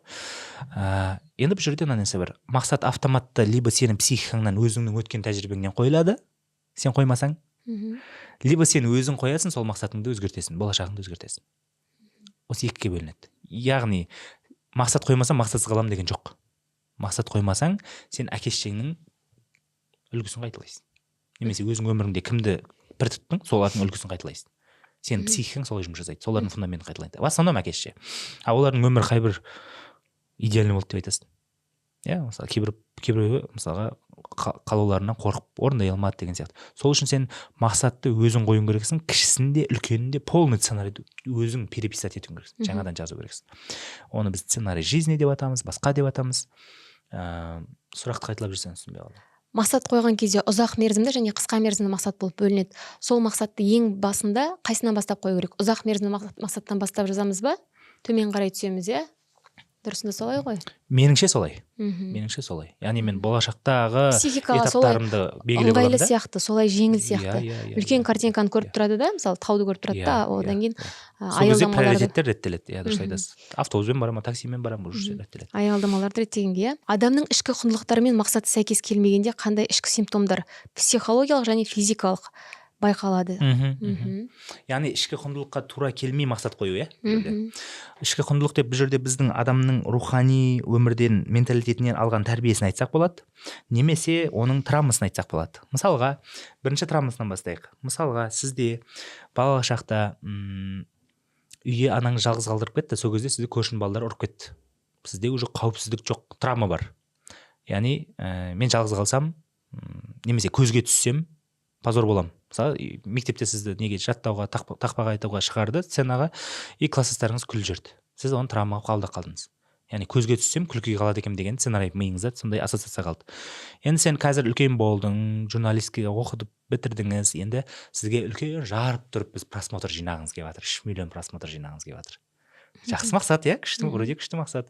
Бірақ сіздің ішкі құндылығыңызда травма тұр. Мен көп көзге түскен сайын, көп ұятқа қалам деген травма тұр, ассоциация. Сіздің ішкі құндылық пен сыртқы мақсатыңыз бір-бірімен конфликтқа түсіп қалады. Конфликтқа түсіп қалған кезде не болады? Сіз либо ол мақсатқа қарай өзіңізді қинап жүргізесіз, нәтиже болмай жатады. Сіз өзіңізге көңіліңіз түсіп, шаршап, выгоранияға түсесіз. Бірінші белгі. Екінші белгі, сіз ол мақсатты конфликт болып, ішіңіздегі қорқыныш күшейіп кететін болса, сіз ол мақсатты жасамайсыз. Өзіңізге мақсат қоясыз, бірақ өзіңізді алдап кете бересіз. Ондайлар болады, үй аламын, көлік аламын, үйтем, бүйтем, жаңа кәсіп үйренемін дейді, бірақ бастамай таптатесіп жүре береді бір орында. Неге? Себебі ішіндегі қорқынышымен сыртындағы мақсаты екеуі бір-біріне кереғар болып тұр. Мысалға, ол мықты танымал кәсіпкер боламын, крутой боламын дейді. Мықты кәсіпкер крутой ғой, бірақ оның травмасында ол бейшара. Ішіндегі бейшарамын деген сезіммен сырттағы крутой бір-біріне келіспейді ғой. Ол кәсіпті ашып тастауы мүмкін, бірақ ішіне бір-біріне келіспегендіктен ол қарызға кіріп кетуі мүмкін. Яғни подсознание бейшара сезіндірудің басқа жолын табады. Ол балада байқамай ақылы түсінсе де, бірақ нәпсімен, эмоциямен барып кіріп кетеді бір тақырыпқа, сөйтіп қарызға кіріп, сосын бейшара сезініп қалады бәрібір өзін. Ішіндегі сондай травмадағы нашар сезінулер, сырттағы крутой сезіну екеуі бірімен келмей қалатын болса, адам либо оған жетіп тұрып, бәрібір де басқа жақтан өзін қадайды, либо жетпей әрекетсіздікке беріліп, қиналып, солай нашар сезінеді. Сол үшін травманы шешу керек бірінші. Іштеген сондай моменттерді. Сол үшін кәсіпкерлердің барлығы өзінің мышлениясымен жұмыс жасауды қатты фокус қояды, бірінші орынға қояды. Солар ақымақ болатын болса, мышленияны бірінші орынға қоймайтын еді. Екінші момент, или кейбір кәсіпкерлер бар, жаңағыдай өзінің бір несіне, діни основасына фокус қояды да, психологиялық травма жоқ дегенге сеніп алады да, барып кәсіп жасайды, мықты қылып көтеріледі, бірақ 40 жасында инсульт, инфаркт болып жатады. потому что ішіндегі дискомфорттың ауыртпалығын бәрін жүрекке қабылдай берді да. Кейбір ер азаматтардың жаңағы 40-тан кейін жүректері әлсіреп қалатындығы, бауыр өт, жаңағыдай сахарный диабет содан болады. Контрольмен деп травманы шешіп тастаған, ол сенің имансыздығыңды білдірмейді, травманы болуы. Көп ер азаматтар сөйтіп жатады. Травма болуы имансыздық деп қабылдайды. Типа иманың болса травма болмау керек. Ондай емес қой, айналайын. Сен дінді немен психологиямен тең қоймаса сен. Психология деген әшейін қызметтік сала ғой. Қолын қысып алсаң дәрігерге баратын сияқты, психологиялық түрде бір жаттап алған миыңда эмоцияны қорытамай айтсаң, психологқа барасың, қызметін сатып аласың, болды, бітті. Ол оның дәрежесі жоғары емес, просто қызмет істейді саған, болды. Өкінішке орай сондай қызметті алмай мақсатына жүгіре беретін адамдар мақсатына жетуі мүмкін, бірақ ақыр соңында мен даже миллиардерлерді көрдім ақыр соңында түрмеден аяқтаған. Неге? Потому что ішіндегі балалық шағында әке-шешесі қарызға кірген кездегі, әке-шешесі проблемаға жолыққан кездегі жан жаралары бала кезінде соны жабам деп ол үлкен кәсіпкер істейді. Бірақ всегда ішіндегі жаңа нашар сезім оны қуалап жүреді артынан мазасын алып ше. Ауырып, ракпен ауырады, немесе кәсібінде бір проекттің ақшасымен бірнеше жасаймын деп разориться етіп, қарызға кіріп, кредитке кіріп мемлекеттің алдында сөйтіп неге түрмеге кетіп қалатқандар да бар да. Өкінішке орай. Сол үшін кәсіпкер тек қана мінезге саламыз ғой көбіне кәсіпкерлер, білемін ғой. Бірақ мышлениенті реттеп тұрмасақ, ішіміз бен сыртымыздың гармониясын реттеп тұрмасақ, қарыз, ауру, түрме болашақта сен қимылдаған сайын күтіп алуы мүмкін да. Сол үшін бірінші аяқты реттейміз, ішкі гармониямен келіп аламыз, ішкі құндылық пен сыртқы құндылық бір-біріне сай болып тұру керек. Сол кезде барып сен ісің де тез жүреді, бәрі эффективно болады, Құдай өзі қолдайды сен. Осындай. Мақсатқа жүйелі түрде жету үшін қандай бір психологиялық дағдылары бар, бір әдеттер бар ма? Осылай жасау керек деген сияқты. Сізге мысалы жаңағыдай кәсіпкерлер болсын, келіп мақсат қоюға сіз көмектесесіз ғой психологиялық тұрғыдан. Сондай кісілерге айтасыз ба, мынандай әдеттер қалыптастыр деген сияқты, осындай болған маңызды деген сияқты. Иә, айта аламын. Жаңа біз басында айтып кеттік қой, мақсаттың алдында қалау тұрады деп. Қалаудың алдында тағы бірдеңе тұрады. Ол осознанность. Адамның дәл қазір мен не сезініп тұрмын деген нәрсе. Яғни адамның жүрек көзінің ашық болуы, адамның хал дәрежесінің дамуы. Сол үшін мен қазір айтамын ғой, 21-ші ғасырда жетістікке жетемін, артта қалып кетпеймін деген любой адамға психологиялық, практикалық психологиялық бағытты 100% оқып алу ауыда қажет деймін да мен. Бір отбасыда бір адамға, хотя бы анасына, әкесіне бір адамға. Не үшін? Өйткені осознанно болмаған кезде адам моментте не қалайтынын сезініп, четко ажыратып, миында нәпсінің қалауы мен жүректің қалауын ажыратып үйренбейінше, практикалық психология арқылы біздің салада үйренбейінше ол қалауын білмейді. Қалауын білмесе мақсат қоя алмайды. Біреудің мақсатын көшіріп өмір сүреді. Әке-шешесінің мақсаты әйтеуір күн көрсек болды деген мақсатпен жүріп жатыр ғой қазір көбісі, өкінішке орай. Ертең сен балаңа да сол травманы бересің да. Балаң да күн көріспен жүрген қалайтын ба ең? Жоқ. Сен мақұл өзіңе қойшы маған осы болады деуің мүмкін да. Бірақ балаң сенен сонда үлкенді көріп жатыр ғой. Миссиямен жүріп бара жатқан, өзінің жан дүниесін реализация жасап, мына жер бетіне Құдаймен бекер жіберген жоқ деп қимылдап жатқан адамды емес. Күн көрсек болды. Әйтеуір кризистен шықсақ болды, бақсақ болды, оқытсақ болды деп өмір сүріп жатқан әке-шешеден көрген бала ертең ол да сол деңгейден аса алмай қалуы мүмкін да. Сол үшін бүгін біз өзіміздің жаңа осознанностьпен жұмыс жасау керек. Осознанность жүректің халінің ашылуы, не қалайтыныңды моментте сезіну, ол психологияны өзіңді тану арқылы келеді. Өзіңді тануға фокус қою керек. Ол тек қана кітап оқу емес, ол кітап оқып білгішпек болып кету емес. Сен білгішпек боласың, бірақ өзіңнің нақты сезіммен жұмыс жасау басқа нәрсе да. Сезіммен жұмыс жасау. Ол ішкі жан жараларыңды емдеу, Құдаймен, ол всегда тәубемен жүру, ол всегда медитативный халге, тыныштық халіне түсіп отыру. Осы әдеттер. Осы әдеттерді жасап жүретін болсаң, сен ақиқатпен өмір сүресің.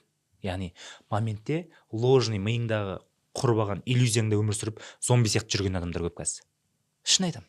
Үшеуін қайталаңызшы жаңағы. Ішкі жан жараларын Құдаймен емдеу, тәубе етіп, жан дүниесін тазалап отыру артық нәрселерден, және не дедім үшіншісі? Тыныштық халге келіп отыру. Сіз өзіңіз тыныштық халге қаншалықты жиі келіп отырасыз?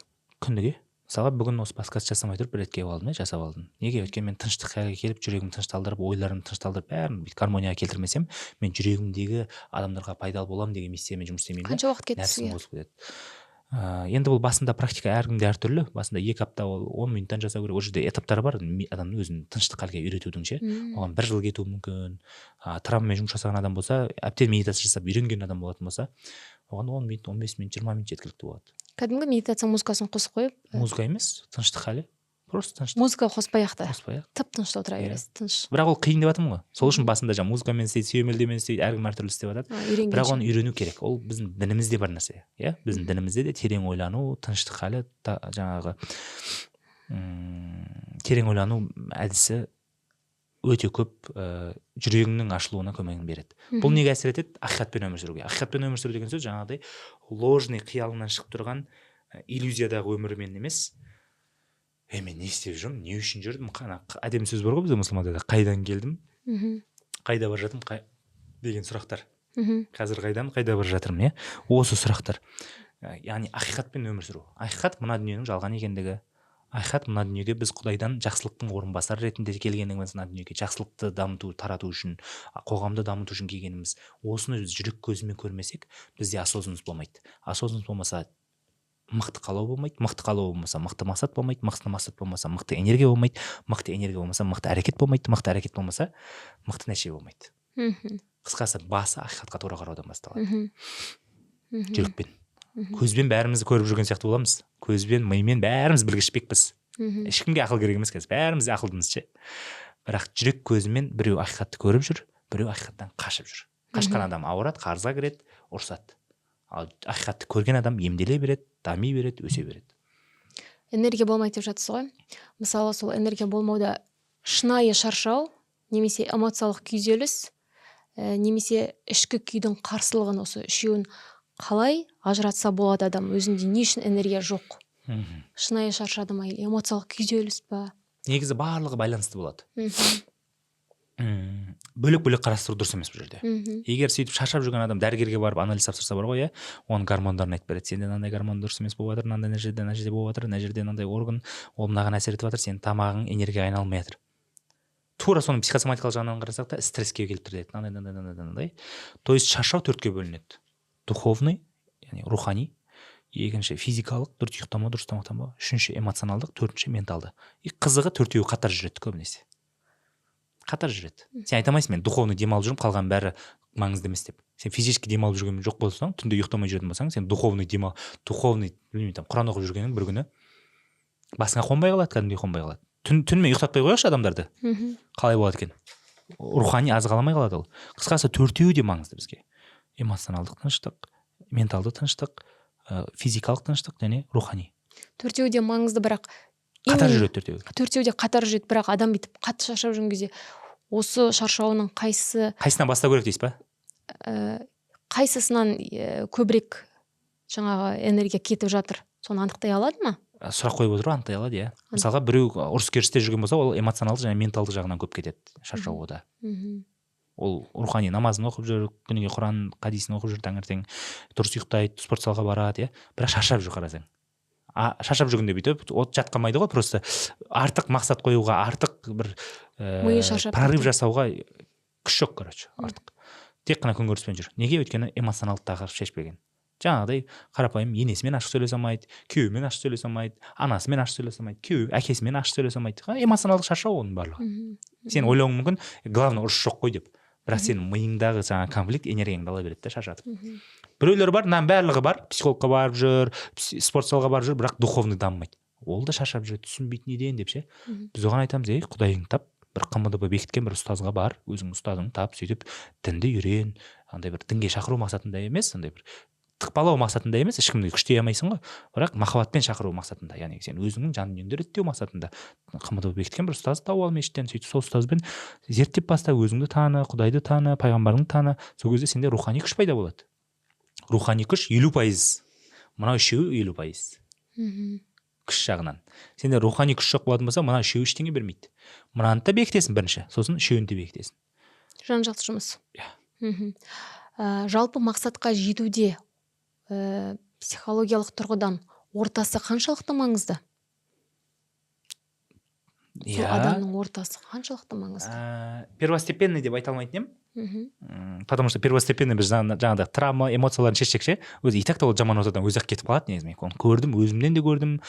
Көбінесе бізде бауыр басып қалғанбыз ғой, жаңағыдай класстастарының арасынан кеткісі келмейді, өзінің райондасының қатарынан кеткісі келмейді, өзінің достарының қатарынан кеткісі келмейді, как будто олар сатып кеткен сияқты сезінеді өзінше.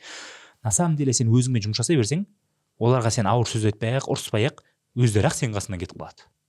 Сен қосылайық, ей, шай ішейікші, гаптес болайықшы десең, сенмен жоламайды ғой, өздері қашып жүреді сенен. Если что. Егер сен шынымен дамып жатқан болсаң. Екіншіден, олар әсер етеді саған бәрібір де. Сол үшін сен ортаңа олар саған әсер етеді емес, сен оларға әсер ететіндей болса, саған қауіпсіз. Яғни жаман жағынан, егер жаман жағынан болатын болса, мысалға бір орта бар, сен оларды қатты сыйлайсың, жақсы көресің, бірақ олар темекі шегеді. Сенің рухани дәрежең және ішкі эмоционалдық дәрежең олардың арасына барған кезде олар саған сөзін өткізетін болатын болса, лучше олармен араласпаған дұрыс. Неге? Өйткені сені бәрібір де өзінің ортасына тартып кетеді.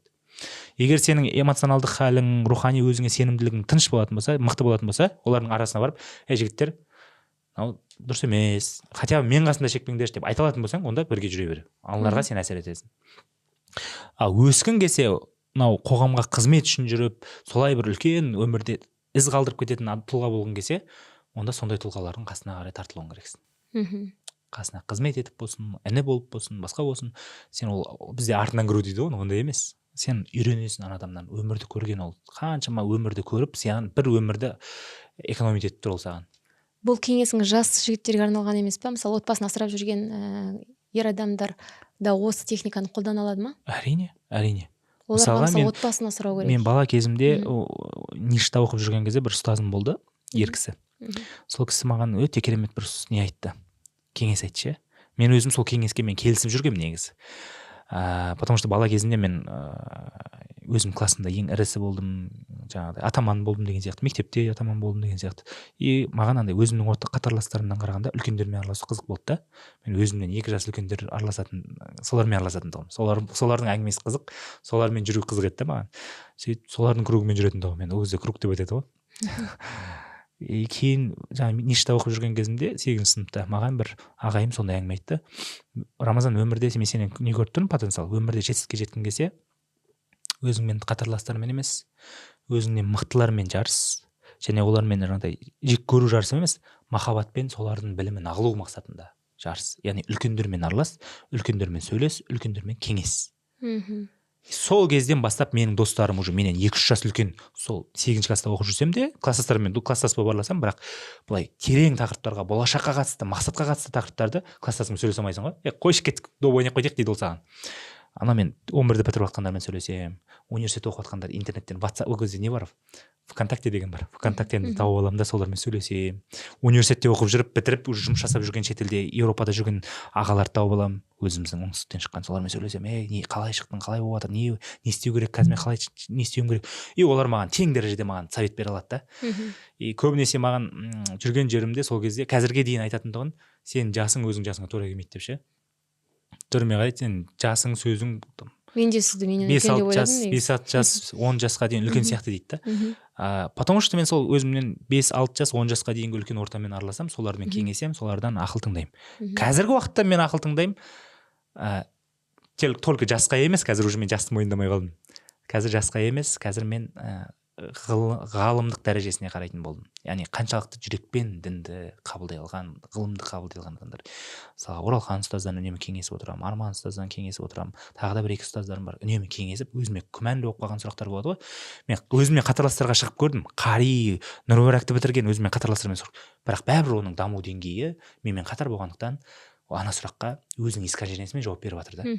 Мен көрдім әдейі сұрақ қойып. Сөйтіп тура сол сияқты ана ұстаздарға қойып көріп едім, олар кәдімгідей кеңінен, тереңінен маған өтетіндей қылып жауап берген кезде, дедім ғой, осы стиль дұрыс екен. Яғни ортам менен осып кеткен адам болу керек. Сіздің айтқаныңызды барлық адамға тең жауап бермейтін шығар, бірақ өсем деген адамға бұл керек. Сіздің айтқаныңызды енді түсіндім. Мен жаңа сіздің айтқан кеңесіңіз жас жігіттерге арналған емес па, ол отбасын асырап жүргендер қалай ортасын ауыстырады деп ойлаған едім. Қазір айтқаныңыздан енді түсініп отырмын. Ол мысалы құрылыс саласында жұмыс жасаса, ол бірден жұмыстан кету міндетті емес. Демалыс уақытында күніне 2 сағат болсын, сондай бір таныстар іздеу, үлгі тұтатын адамдар табу. Жаңа YouTube-дан болсын, Марғұлан Сейсенбай ма, білмедім енді. Әйтеуір бір ақыл тыңдауға болатын адамдарды тауып, солардың ақылын тыңдау, солай ортасын солай. Оны бізде қазір заманауи тілмен нетворкинг деп атады ғой жаңағы. Жаймендеп ортасын солай ауыстырса болады екен. Сөйтіп өзі деңгейі өскен кезде ол өзімен ауысады. Мысалға маған нетворкинг әртүрлі бизнес клубқа мені эксперт ретінде шақырады. Біздің клубта эксперт болсаңызшы деп ше, тегін зато кіресіз, бізге жаңағыдай аптасына бір рет қатысып тұрасыз, біз сіздерді неге спикерлерге шақырып тұрамыз деп. Маған олармен араласу қызық емес. Өзіммен қатар кәсіпкерлермен араласу қызық емес. Маған қызығырақ сол жерге спикер ретінде мысалға Мұхтар Жәкішев шақырады. Сол жерге спикер ретінде Марғұлан Сенбайды шақырады. Сол жерге спикер ретінде бір Ресейдің, шетелдің бір спикерлерін шақырады. Солармен сөйлесіп қалу маған қызық та. И Қазақстанның өзінде мысалға ірі жетістікке жеткен үлкен ірі кәсіпкерлер бар. Медицина саласында, басқа салада. Соларды кездесуге сол келе жатыр десе, мен графигін бәрін сырып тастап, соған баруға тырысамын. Неге? Бір оның арқасына кіріп бір выгода көріп қалу үшін емес, просто сөйлесіп, ананың опытын перенимать ету. Мысалы осы өткен айда бір кісімен жолықтым, менің салама жақын екен, денсаулық саласы. Сөйтіп мен одан сұрағымды қойдым. Менің компаниямда осы 4,5 жыл бойы болған қайталанып жатқан бір қателік бар. Мысалға мынандай қателік. Бір мықты сотрудник келеді, мен оны мықты қылып тәрбиелеймін, ары қарай тағы да лучше қылып, біздің неге продуктіге дайындаймын, ол күшті болады. Сөйтті ол конкурентке кетіп қалады бір күні. Потому что конкурент оны менен хантит еткісі келеді. Хантит деген бар, тартып алғысы келеді. Әттен дайындады Рамазан, енді мен қолдан алайын деп. Оны шақырады, көп ақша беріп. Ол кетеді, бірақ біздікіндей ол жақта даму жоқ, біздікіндей құндылық жоқ, ақша үшін істеп жатыр, оның жүрегіне жақпайды да. Потому что әптен жүрекпен үйретіп тастағанбыз ғой оны. Оларға результат жасап береді, бірақ уже ана жерден ол шаршап шығып кетеді да, маған қайтып келуге тырысады. Сол кезде мен қайтып қабылдаймын да, уже ол бұрынғыдай маған менсінбей қалады, ол нәпсі ойнап кетеді. Сол кезде маған біраз кісілер негізі кеңес берді, директорлар. Шығып кетіп сені менсінбей немесе конкурентіңе кетіп қалып қайтып келген адамды қабылдауға болмайды деп ше. Мен жоқ деп жүрекке салып қабылдауға болады, тәубесіне келсе жұмыс жасаса болды ғой деп. Сөйтсем бәрібір де бұрынғыдай болмай қалады екен. Несі, сапасы, ниеті ше. Сөйтіп мен сол сұрақты қойдым ана кісіге. Сізде сондай болды ма? Мықты операционный менеджер, мықты операционный директор, мықты специалист. Сізде істеді, сіз оған вкладывались, потом ол бір жерге конкурентіңізге кетіп қалды, қайтып келіп істеймін десе алдайсыз ба деп. Ал өмірді көріп тастаған кісі ол менен 2 есе көп жасаған. И қазіргі уақытта лидер ол. Сұрасам, жоқ, мен ондай адамды алмаймын дейді. Потому что мен оны алып выгода көретін жарым дейді, табыс жағынан, басқа жағынан, бірақ менің басқа командамды ол шірітеді дейді. Адал істеп, осы команда, осы ниетпен, осы ниетте қимылдап жатқан компанияны до конца халыққа қызмет қыламын деген команданы құртады дейді ол. Оказывается, любой момент нәпсіңе ұнамай қалған кетіп қалып, қайтып келіп жүруге болады екен. Осындай бір совет айтты, мен уже түсініп алдым. Мен өмірімді арнап бүйтіп қателесудің қажеті жоқ екен. Әу баста уже сотрудниктеріме айтатын болдым. Бірге өсетін болсақ, давайте бірге өсейік. Ақша жағынан өсу керек болса, смело ашық сөйлесе берейік ол жағын. Бірақ кететін болсаңдар қайтып алмаймын. Осылай да. Осындай сияқты кеңестерді саған кім береді? Мысалы үлкен, даже қымбат бір курстарға барсаң, 8 миллионды курстар бар, систематизация бизнес деген сияқты. Барасың, саған ананы айтады, бірақ ол сенің жүрегіңе қонбайды. Сол үшін орта маңызды. Орта маңызды. Сен араласатын, кәдімгі саған от души жеткізетін ол нәрселерді. Сіз жалпы мақсаттан ләззат аласыз ба, әлде процестен ләззат аласыз ба? Өзіңізді психологиялық тұрғыдан қалай? Негізі адам табиғаты процестен ләззат алады ғой. Сол үшін менде күшті бір ұсыныс бар сіздерге, мынандай бір. Мысалға біз қандай саладан көбіресе мақсат қоямыз? Ақша саласынан, финанс жағынан. Сосын денсаулық жағынан мақсат қоямыз, жаңағыдай. Қарым-қатынас. Салмағым осындай болса екен, бұлшықетім осындай болса. Сосын үшіншісі қарым-қатынас. Қарым-қатынас, денсаулық. Сосын білім алу, Даму. Білім алу, даму. Және бала тәрбиелеу, отбасыға қарау, отбасылық міндеттер. Осыған қатысты мақсаттар қоямыз ғой. Мен өзімді былай алдадым. Оны мен 1 миллиардерден алдым, өзім ойлап тапқан жоқпын. Өтірік айтпай қояйын. Короче, былай. Ол мынау әрекеттердің барлығын процесске салу қиын да. Өйткені сен мысалы денсаулығыңды былай реттедің, хочется еще больше деген сияқты. Всегда сондай ғой. Ақша $1 миллион тапқың келеді. $1 миллион жеткен кезде $10 миллион тапқың келеді. Ол кәсіпкерлердің миында по-любому болатын нәрсе. Ол ақшаға жетпегендер бүйтіп өз-өздерін алдайды. Мен $1 миллион жетсем, ештеңе істемей жататын ем, сол маған жетеді деп ше. Сондай ойланатындар ол мақсатқа жетпейді, ондай деңгейге, даже ондай деңгейге жетпейді. Неге? Өйткені Құдай тағала сіздің өспей қалғаныңызды, деградация жасағаныңызды қаламайды. Құдайға мұқтаждықты жоғалтқан күні сізде нәпсі басқарып кетеді. Тәкаппарлық басқарып кетеді. Сіз тәкаппар болып, күнә істеп, былыққа бітіп, деградация болып, өз-өзіңізге ақырында қол жұмсап, тозаққа кеткеніңізді Құдай қаламайды. Яғни Құдайға мұқтаж болмай қалатын сумманы сіз атайтын болсаңыз, жаңағыдай біреулер бар ғой, $1 миллиард деп күледі да, мен бұндай деңгейге жетсем. рахаттанып әлемді аралап жүретін едім. Бұл қиналып жұмыс жасап жүр әлі дейді ғой. Ондай адам ол мақсатқа жетпейді да. Өйткені Құдай сен мына деңгейге жеткен кезде мен саған мұқтаж болмаймын деп тұрсың да сен. Сіздің рухыңыз всегда мұқтаждық сезінгісі келеді. Сіздің рухыңыз мына нәпсіні, денені қоғамның жақсылығына жұмсағысы келеді, қызметке. Ал сен нәпсіңді тыңдап, бүйтіп аяғыңды көтеріп қойып жатуды ойлап жатсың да. Бәріміз сөйтіп ойлаймыз. Иә. Ау қандай сферада? Финанс сферасында, көрдіңіз бе? Денсаулық сферасында. Сен денсаулығыңды бір рет реттеп тастағың келеді, кубиктерін шығарып, салмағыңды реттеп, солай өмірің соңына дейін солай қалғың келеді, иә? Коктейль ішіп жатып, солай тәтті жеп, бірақ солай қалғанын қалайсың. Олай болмайды. Бұзылып кете береді ғой. Финанс жағынан да мысалы сен жаңағыдай Құдайға мұқтаждығыңды бірінші жаңа бітіре салайыншы, мұқтаждық туралы. Егер сен 1 миллион долларға жеткен кезде мен уже Құдайға мұқтаж болмаймын дегеннің переводы мынандай ғой. Мен ештеңе істемей аяғым көтеріп жататын едім деген мақсатың болатын болса, сен оған жетуің мүмкін. Құдай сен осы дүниені бере береді, Құранда айтқан, иә, мына дүниені береді, бірақ ана дүниеден сауап күтпе дейді. Сен мына дүниеде жетуің мүмкін, шынымен аяғың шалқайып жатуың мүмкін, бірақ сен мына дүниеде деградация жасайсың, рухыңды реализация жасамайсың, біріншіден бақытсыз боласың бұл дүниеде, мына нәрсе саған ләззат бермейді, сен сөйтіп депрессияға кіріп, мына дүниенің өзін жаратып тастауың мүмкін, или бала шағаң осыған таласып, кәдімгідей, наоборот, сенің әулетіңе ол мың болуы мүмкін да. Ақыреттен сауап алмайсың. Сол үшін мына дүниеде мақсат қойсам жетеді ғой деген кәпір де жете береді. Құдай саған осы дүниені сұрасаң осы дүниені береді, бірақ ақыреттен сауап күтпейсің. Қысқасы, біз мұсылман ретінде былай сұрауымыз керек. Құдайым, 1 миллион доллар қалап тұрмын, соған жеткіз деп процесте боламыз. Процестегі қысымды, дискомфортты көтеріп жетеміз. 1 миллион долларға кеткен кезде сен көбірек уже зекет бересің, көбірек жақсылық жасай аласың қоғамға, көбірек жаңағыдай жүйелер жасай аласың, уағып жүйесі қоғамға пайдалы, сенің артыңнан үнемі сауап әкелетін нәрселерге айналысып бастайсың. И сенің ақшаң жетпей қалады уже. Сен көбірек мешіт салуға 1 миллион доллар жетпейді мысалы. Сен аласың да уже Құдайдан 100 миллион доллар сұрайсың. Айтпайсың 100 миллион долларға жеткенде мен тоқтаймын деп. Өйтіп айтуға болмайды. Құдай бүкіл мүліктің иесі. Құдай саған 1 миллион доллар, 100 миллион доллар бергеннен ол кеміп қалмайды. Саған бере береді. Басты сен жаңағыдай Құдайға мұқтаждығыңды жоғалтып алмайтындай руханиятпен, Құдайға мұқтаждық жоғалтып алмайтындай психика мышлениені дамытып алу керексің. Болды. Сол кезде саған Құдай дүниені бере береді. Ал жаңағы не жағын айту керек бас жағында? Процестен ләззат аласың. Процестен ләззат алу туралы. Жаңағы кәсіпкер, миллиардердің маған үйреткен нәрсесі мынау. Ақша табу, денсаулығыңды реттеу, бала-шағаға қарау, білім алу, және соңғысын айтып қалдым. Осы 5 нәрсені қарым-қатынас. Мақсат емес. Оларды стиль жизни деп қабылда дейді. Қайталап айтамын. Ақша табу, денсаулықты реттеу, қарым-қатынасты дұрыстау, бала-шағаны бағу, білім алу, ол сенің мақсатың емес. Өмір сүру қалпың. Өмір сүру қалпы. Сен айтпайсың ғой, жақсылап 10 рет тыныс алып алайын, сосын тыныс алмаймын демейсің ғой. Тыныс алуың сен өмірің соңына дейін болатын нәрсе ғой, дұрыс па? Тынысың таусылған күні сен де таусыласың. Дұрыс па? Сол сияқты зарабатывание денег, денсаулығыңа қарау, қарым-қатынасты өз рөліңдерді атқару, бала-шағаны қарау және даму, білім алу. Сен өмірің соңына дейін тоқтамайтын процесс ретінде қабылдайсың. Сол кезде барып сенің мақсатың уже дүниелік емес, миссияға айналады. Қоғамға фокусың бұрылады сенің. Осыларды параллельно итак-та істеп жүрсің ғой сен. Енді бос келген жоқ мына дүниеге. Бір нәрсе істеп кетейінші деп уже сен қоғамды дамытатын нәрсеге мақсат қойып бастайсың. Как только сен осылай мақсат қоясың, Құдай сенің мына 5 нәрсеңді 4 құбыла деп айтайықшы, 4 құбылаңды теңестіріп қояды да. Сен уже бүкіл фокусың мына жақта бола береді. Енді сіз біреуді мысал келтіруіңіз мүмкін, анау пәленше істеп атты, бірақ ол ауырды ғой, бірақ ол бүйтті ғой деп. Ол пенде ғой, қателік жібереді.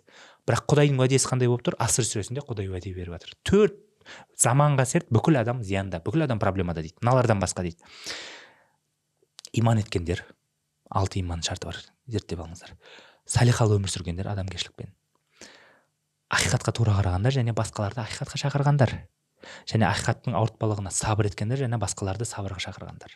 Осы 4 нәрсені біз кемеліне жеткізіп істейтін болсақ, Құдай заманға, уақытқа сертпен айтып тұр, мен сені проблемадан қорғаймын деп тұр. Біз проблемаға жолығып қатсақ, біргем дүние басқа деген сияқты әңгіме айтамыз. На самом деле Құдай сені ештеңеңді кем қылмаймын дейді, егер мына 4-еуін толық істесең дейді. Ана 4-еуін толық істеген адам қандай адам ол? Құдайға 100% сеніп, иманы керемет өмір сүріп жатқан адам, салихалы өмір сүріп жатқан адам. Және ақиқатқа тура қарау деген сөз мына дүние үшін емес, ақырет үшін өмір сүріп жатқан адам ол.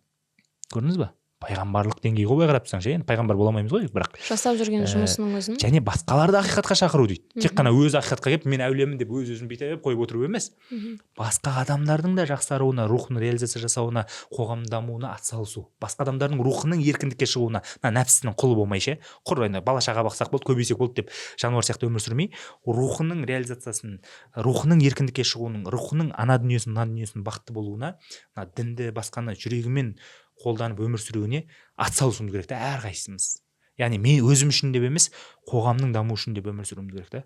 Ал солай өмір сүруің өзің үшін ғой. Өйткені сенің рухың солай Құдайдың алдында спасать етеді. Құдай сол кезде мен сені спасать етемін деп тұр да.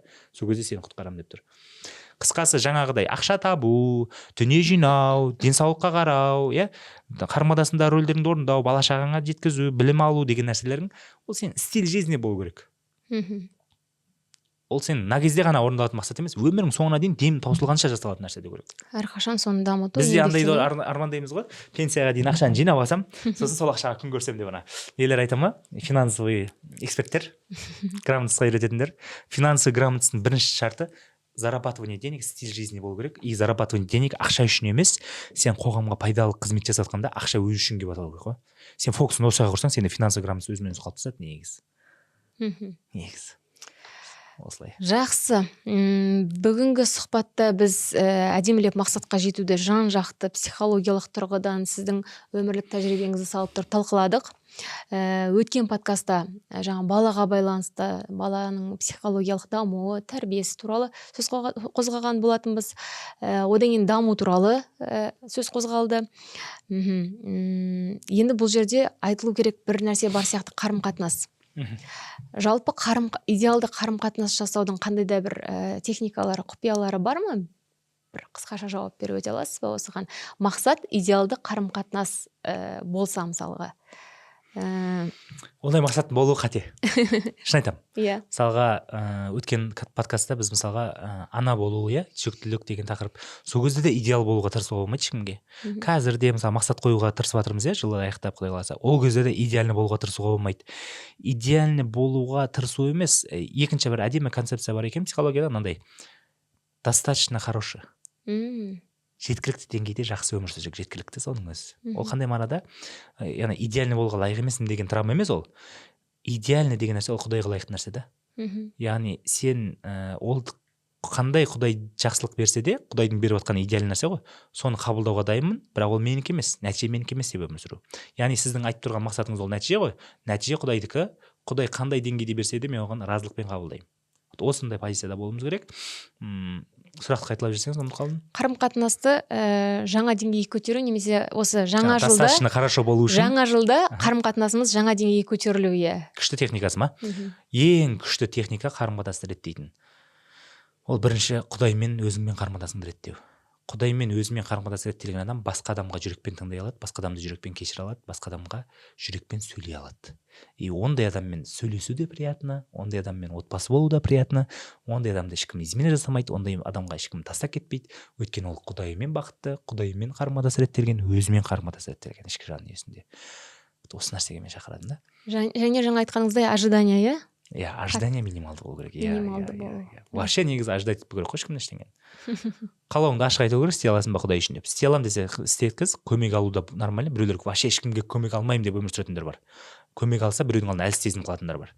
Өйтіп өмір сүретін болсаң, в одиночку ұзаққа жеткізе алмайсың сен. В одиночку үлкен нәтиже жеткізу мүмкін емес. Мысалы біздің осы компаниямыздың Кемел Групп академиясының жақсы дамуына біздің команда әсер етіп жатыр. Бұрын мен де көмек сұраймайтын тұғым, ассистент жалдаймайтын тұғым, как будто ол әлсіздік сияқты көрінетін тұғым. Біреуден совет сұраймайтын тұғым. Жоқ, сен ол травмаңды шеш та, көмек сұрай ал. Егер ол адушы көмектесуге дайын тұрма, қабылда. Ақысын төле, қызметін жаса деген сияқты ше. Осындай. Жалпы бүгінгі тақырып бойынша мақсат қою, өзіңіз тағы айтқыңыз келетін қосарыңыз бар ма? Бар. Мына нәрсе бар. Жаңағы стиль жизни деген жалғастырғым келіп жатыр. Стиль жизни таза Қызылорда деген сияқты. Мынау ақша табу, денсаулыққа қарау, білім алу деген ол өмірің соңына дейін бітпейтін процесс деген құндылықты жүрекке жақсылап қойдырып алыңыздар да. Және маған осы жақында бір кәсіпкер кісі жұма күні сұрақ қойып қалды, мынандай бір сұрақ. Рәке дейді, өзі мықты, иманды кісі өзі кісі. Ол кезінде имам болған, сондай білімді кісі. қазір кәсіпкер. Сол кісі сұрақ қойды: әке, кейде мен психологтарға жүгіргім келіп кетеді, потому что менің жүрегімде сол сұрақтарымның жауабы сол психологта сияқты болып көрініп кетеді да, артынан мен тәубе етемін, потому что мен тағдырыма иман етпей сол психологтан іздеп кеткен сияқты болып көрінемін дейді. Қайсысы дұрыс? Потому что менде өмірімде белгілі бір қиындықтар болып жатыр, қарыздар болып жатыр дейді. Сонымен мен айтамын, оның айтуынша просто тағдырыма иман етіп сол қарызбен жүре бергенім маған қайырлы шығар дейді да. Мен айтамын да, Құдай саған зұлымдық жасауы қайырлы ма десем, жоқ дейді. Мынау қарыз болуы зұлымдық емес қой, зұлымдық емес. Яғни белгілі нәрсеге сабақ беру керек, сабақ беру керек. Сабақты қашан алады адам? Дискомфортно болған кезде, яғни сол дискомфортты көтерген кезде. Яғни белгілі бір дәрежеде біздің өміріміз қысымнан тұрады. Бәріміз қысымнан қашуды үйретіп жатыр бізге. Негізі бизнестің, маркетингтің психологияны былай қолданады да, маркетинг. Бізге удовольствие сатады, жылдам решение сатады, мақтануды сатады, эгоны сатады, бір престижності сатады, сөйтіп біз сатып аламыз келіп тұрады, әдемі көргіміз келіп, бренд киім сатып аламыз деген сияқты. Бұның бәрі негізі психология ғой.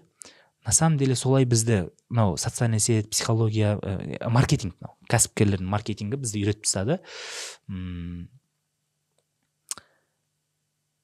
Қысымнан қашып өмір сүруге. Жеңіл өмір сүр деген сияқты, жарқын шақта өмір сүр деген сияқты. Сондай сияқты лозунгтар көбейіп кетті да. На самом деле өмірде қысымның болуы қалыпты ғой. И ол қысым не обязательно бейшара болып, сорлы болып, кедей болып, соған сабыр етіп өмір сүру, ол туралы емес. Бірінші қысым ол сабақ алу, үйрену. Біз мына дүниеге үйрену үшін келдік, рухымызды тәрбиелеу үшін келдік. Яғни мен кедейшілік көріп жатсам, мен оны Құдай маған беріп жатыр, Құдай кінәлі деп, Құдай беріп жатыр дегенде әдемілеп жеткіземіз ғой біз. Құдайға жауап жүреміз ғой. Күпірлік. Сенің өміріңде болған қиындықты Құдайға жабу күпірлік. Күпірлік жасамайшы, құрметті қауым. Басыма келген кез келген қиындық өзімнің екі қолымнан істеп алғанымнан, Құранда келген аят. Басыма келген кез келген жақсылық, жетістік, шифа ол Құдайдан. Осындай мен өмір сүруге керекпіз. Ал қысым не үшін керек десек, қысым біздің үнемі дамуымыз үшін керек. Құдай біздің жақсарғанымызды қалайды. Мысалға, сәл сіздің өміріңізде көп кәсіпкерлер бар, қазір орта әйелдер бар, күйеулер кәсіпкер. Аша тапты, үй алды, көлік алды, бала шағасы әйтеуір жақсы жерде оқып жатыр. Қысым сезінгісі келмейді ары қарай. Тиіспес, сен тиме, мен тиме, нормально өмір сүріп жатырмын, болды деп өмір сүргісі келеді да. Прикинь, жақында саған сынақ келеді. Не үшін? Потому что сен пендесің ғой. Сен жаңа асыр сүресінде үшін жасамай жатсың. Өзің ақиқаттан қашып жатсың, және басқаларды ақиқатқа шақырмай жатсың. Яғни бәрібір саған қысым келіп қалады. Өйткені сен үнемі дамуда өз-өзіңе қысым жасауың керексің ғой, былай айтқанда. Дискомфортты өз-өзіңе жасауың керексің. Қысым деген нәрсе жаман нәрсе емес, қауіпті нәрсе емес. Біз сондай поколениеміз, бала шақта эмоция көрсеткен үшін таяқ жеген адамдармыз. Сол үшін бізге как будто қазір сәл эмоционалдық қысым сезіну бізге қауіпті сияқты көрінеді. Как будто әке-шешең жалғыз қалдырып кететін бала кезде қалай қорықтың, сөйтіп қорқамыз біз қазір. На самом деле ересек адамның под давлением өмір сүруі, под напряжением өмір сүруі нормально. Бірақ ол под давлением, под напряжением сенің нәпсіңде болу керек, жүректе емес. Жүрегің тыныш болу керек та всегда. Жүрегің Құдаймен, жүрегің ақиқат үшін кетіп бара жатқанын түсініп тұрса, мысалы мен осы миссиямды Алла разылығы үшін істеп жатсам, бірақ нәпсім таңертең тұрғызып, мен осы жерге подкастқа түсуге напряжение көтеріле ма? Көтереді. Мен нәпсімнің напряжение көтермесін, нәпсім ләззат алсын десем, под Новый год маған білмеймін, Пхукетте демалып жатқаным, Таиландта демалып жатқаным жақсы да, егер нәпсімді тыңдасам. Бірақ ол деген сөз вообще демалмау деген де сөз емес. Нәпсіңде хақсын беріп, бірақ белгілі бір жұмыс істеткізіп, жаңағыдай істеткізіп отыруға болады, жаңа басында айтқандағыдай. Бірақ та қысымды мен өз-өзіме, нәпсіме қысыммен өмір сүру қалыпты деген нәрсені миыма түсіндірмейінше, мен қысымнан қаша беремін. Қысымнан қашқан адам өмірдің сынағының қысымына жолығады. Өмірдің. Құдай сені бәрібір де дамытуға қалайды да. Құдай сені Құдайға мұқтаж болғаныңды қалайды да. Сол үшін қарызға кіріп кетіп Құдайға мұқтаж сезінгенше, үлкен миллиард оборот жасап, Құдайым 1 миллиард жасасаң, зекетке бір қанша бересің? 1 миллиард 40-тан бір бөлігі 2,5, 5 миллиард, 5 миллион дейікші, 5 миллион, 10 миллион бересің. Или мен дұрыс есептедім ба, білмеймін, короче. Сен рахат емес па, 10 миллион сен зекет бересің. Соны мақсат қылып қойда, сен 1 миллиард жасауға қысымын көтер лучше. Чем мынақтай 200 мың теңге қарызға кіріп кетіп қиналып жүргенше, сен мынандай үлкен мақсат қойып қойда, соның қысымын көтеріп, өмірде бір соған жетсең де, жетпей қалсаң да, әйтеуір процесте, сол қысымның процесінде жүріп, бастысы жүрегіңдегі ниет дұрыс болу керек та, Құдай үшін, қоғамның дамуы үшін. Осындай ниетпен сен қысымда болуың қалыпты. Кәсіпкер болам десеңіздер, болашақта табыстан өсем, байым деген ниеттеріңіз болатын болса, под давлением жұмыс жасап үйреніңіздер. Под давлением шешім шығарып, под давлением өмір сүріп үйреніңіздер. И ол давлениеден бүйтіп сырыфты өзіңізге, келіншегіңізге, бала шағаңызға шығарып емес, ол давление қатты көтеріліп баратса, психологқа барып шешуді, қатты көтеріліп жатса тәубе етіп құдаймен сөйлесіп шешуді, ол да болмай жатса физикалық түрде демалып шешуді үйреніңіздер. Это қалыпты, бұл нормально. Всегда давлениемен жүруге де болмайды да, ол 3 ай 6 айға созылады. 3 ай 6 ай давлениемен жүресің, жаңа напряжением, под напряжением, жаңа мақсатыңның белгілі бір бөлігін орындайсың, шаршап қалғанын түсінген кезде бір демалып аласың қайтадан. Егер кейде болады, кейбір кәсіпкерлер Мальдивға, Балиға барып демалып келіп жатады, бірақ психологиясы, психикасы демалмаған, как будто шаршап келген сияқты ощущениемен келіп тұр. Ол физикалық түрде демаламайды, егер психологиялық түрде бірінші оны мазалап тұрған потребностьтарды шешпесе. Сол үшін менің ұсынысым мынандай: бірінші руханиятыңды дұрыста, құдайыңды танытпаста, екінші психологқа барып эмоцияларыңды ретте, үшінші физикалық түрде демалыстарыңды work-life balance дейді ағылшындар. Жұмыс пен өмірдің арасында балансты орнатып, бала-шағаңа уақыт бөліп, сонымен демалып, сөйтіп убежденияларыңды дұрыстасаң, негізі бала-шағамен өмір сүрудің өзі демалу ғой негізі. Біздің әкеміз айтпақшы, бала кезімізде жаңағы шөп жұлып шаршап жатамыз ғой, огородымыз үлкен ғой, шөп жұлып шаршап жатсақ, шаршап кеттім дейміз ғой біз. Бабамыз айтады да, мұрның біреу қысып тұр ма, демала бер дейді да. Процесстен де демала беруге болады да ше. Қытайлар сондай екен, жұмыс істеп жатып демала береді да. Сол үшін демалу деген сөз міндетті түрде бүйтіп коктейль ұстап, аяқ көтеріп қойып, нәпсіңді тойдырып жату емес демалу деген. Любой моментте психикалық түрде сен бос болатын болсаң, психикалық түрде өз-өзіңе свободный адам болатын болсаң, жүрегің құдаймен тыныш болған болса, сен любой моментте демала бересің ғой. Мысалы, мен қазір сізбен подкаст сөйлеу арқылы демалып отырмын деген сияқты ғой. Және осы сәттен ләззат алып отырсыз, иә? Иә. Осы сәттен ләззат алудың қандай да бір техникасы бар ма? Сіз жалпы өмір сүрген кезде әр сәтіңізден ләззат аласыз ба, әлде басқа бір нәрсені ойлап жүресіз ба негізі? Осы сәтте болуға тырысып отырамын. Егер менде мазасыздық басталса, тревожность жаңағы, ол деген сөз осы сәтте емес екенін білдіреді. Мен денем, ойым, жан дүнием үшеуі бір жерде емес кезде мен уже мазасыздыққа берілемін. Сондай кезде не істейсіз? Ондай болып қалады. Мысалы, подкастқа жаңа кіріп келген кезде менде сәл мазасыздық болды, иә? Не істеймін? Мен тынышталып аламын сәл. Өз-өзіме тыныштыққа қаламын. Бір 1-2 минут, 10 минутқа дейін тыныштықпен өз-өзіме қаламын, уақыт сұрап. Терең тыныс алуым мүмкін, иә? Ойларыма тәубе етуім мүмкін. Сөйтіп рухымды да, ойымды да мен қай жердемін, не істеп жатырмын, ниетімді дұрыстаймын. Ниет. Не үшін келдім, кім үшін істейін деп жатырмын. Ниетімді дұрыстап, Аллах разылығы үшін 100% ештеңе аждат етпей, адамдарға пайдалы болу ниетінде істеймін. Аллахым, осы нәрсені шынайы жүрекпен қажет еткен адамдарға осы нәрсені жеткізші деп дұға етіп қоямын. Сол кезде жүрегімде бәрі осы сәтке келеді, осы денеме келеді, менде тревожность кетеді. Тревожность кеткенде мен от души ашыламын, от души қоғам үшін қызмет қыла аламын. Керемет. Всегда бұндаймын деп айта алмаймын. Пендемін ғой. Бірақ жұмыс жасап тұрасыз өзіңізбен. Рамадан мырза, көп рахмет сізге. Рамадан мырза біздің подкастымыздың 3-ші мәрте қонағы болып отыр, көптің сұрауы бойынша. Қолдауларыңызға көп рахмет. Подкастымыз ұнап жатса, комментарийға міндетті түрде пікірлеріңізді, лайктарыңызды жазыңыздар, жақындарыңызбен бөлісіңіздер. Бұндай пайдалы ақпаратты көбірек жаңа қазақ аудитория тыңдаса, көп адамға пайдасын тигізсе, біз қуанышты боламыз. Сау болайық, сауатты болайық. Келе жатқан жаңа жыл берекелі болсын, табысты болсын, отбасыңызға бақыт тілеймін, жұмысыңызға табыс тілеймін, командаңыз өсе берсін. Өзіңіз айтқандай 1 миллиард, 10 миллиард, 100 миллиард табыс тауып, молынан зекет бере беріңіз. Жас болсаңыз да бас болып, осындай қазақ қоғамының, қазақ аудиториясының оянуына себепші болып жүргеніңізге көп рахмет сізге. Менікі енді бір шеті ғана. Менен де білімді адамдар көп өмірде. Өмірмен тәжірибе алған білімді адамдар көп. Менікі практикалық жағынан келеді. Сол үшін қазіргі халыққа сол жағы керек болып тұрған болса, пайдалы болып отқан болса, шын жүрекпен қуаныштымын. Алла тағала осы жолда істетіп қойған үшін, осы жолда сіздерге қызмет етіп қойғанына қуаныштымын. Кезінде бұл нәрсені мен Құдайдан дұға етіп жүріп сұрап алған нәрсем. 3 Рамазан айында 30 күн деп Құдайдан дұға етіп, Құдайым, маған сондай кәсіп етші, осы кәсіп нәсіп етші, осы дүниемде қажеттілігім жабатын, ақыретімде қажеттілігін жабатын, дінге қызмет ететін, қоғамға пайдалы, елімізге пайдалы болатын сондай бір кәсіппен айналыстырып қойшы деп Құдайдан 3 Рамазан айы бойы 30 күннен дұға еткен болатынмын. Сөйтіп сол кәсіпке келгеніме, осы кәсіпке келгеніме 3,5-4 жыл толып жатыр. Сол Құдайдың жеткізген нәрсесі, Құдайдан сұраңыздар, Құдай сіздерді де жеткізеді. Жаңа 2026 жылда жаңа мақсаттарыңызға сіз де жете беріңіз. Алла тағала өте мейірімді, біздің шын жүрекпен қалаған нәрсеміздің бәріне жеткізеді.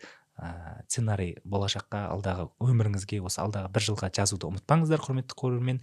Сіздердің қолдауларыңызға рахмет.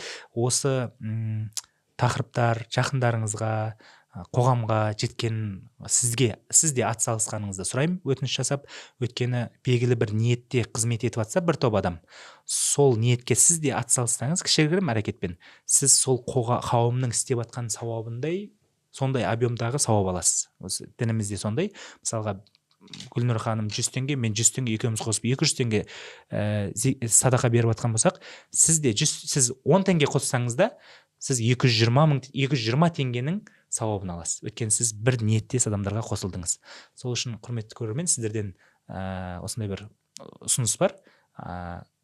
Осы комментарий өздеріңіз жазып, қалай ұнады ма, ұнамады ма, қай жері қандай инсайттар алдыңыз, қандай сұрақтарыңыз бар, осының астына комментарийларға жазып, қолдау білдіріп, және стористарыңызға, телефонға, WhatsAppқа, достарыңызға, туыстарыңызға тарату арқылы бізді белгілесеңіздер, мен орындалатын мақсат қою деген гайд дайындап қойдым. Кішігірім электронный, соны біздің Рамадан Рахматулла деген парақшамыз бар, Инстаграм. Осы подкасттың астында описание деген жерін ашсаңыз, сол жерге менің парақшамды қалдырып кетеді. Сол парақшаға кіріп, мен арнайы чат-бот дайындап қоям.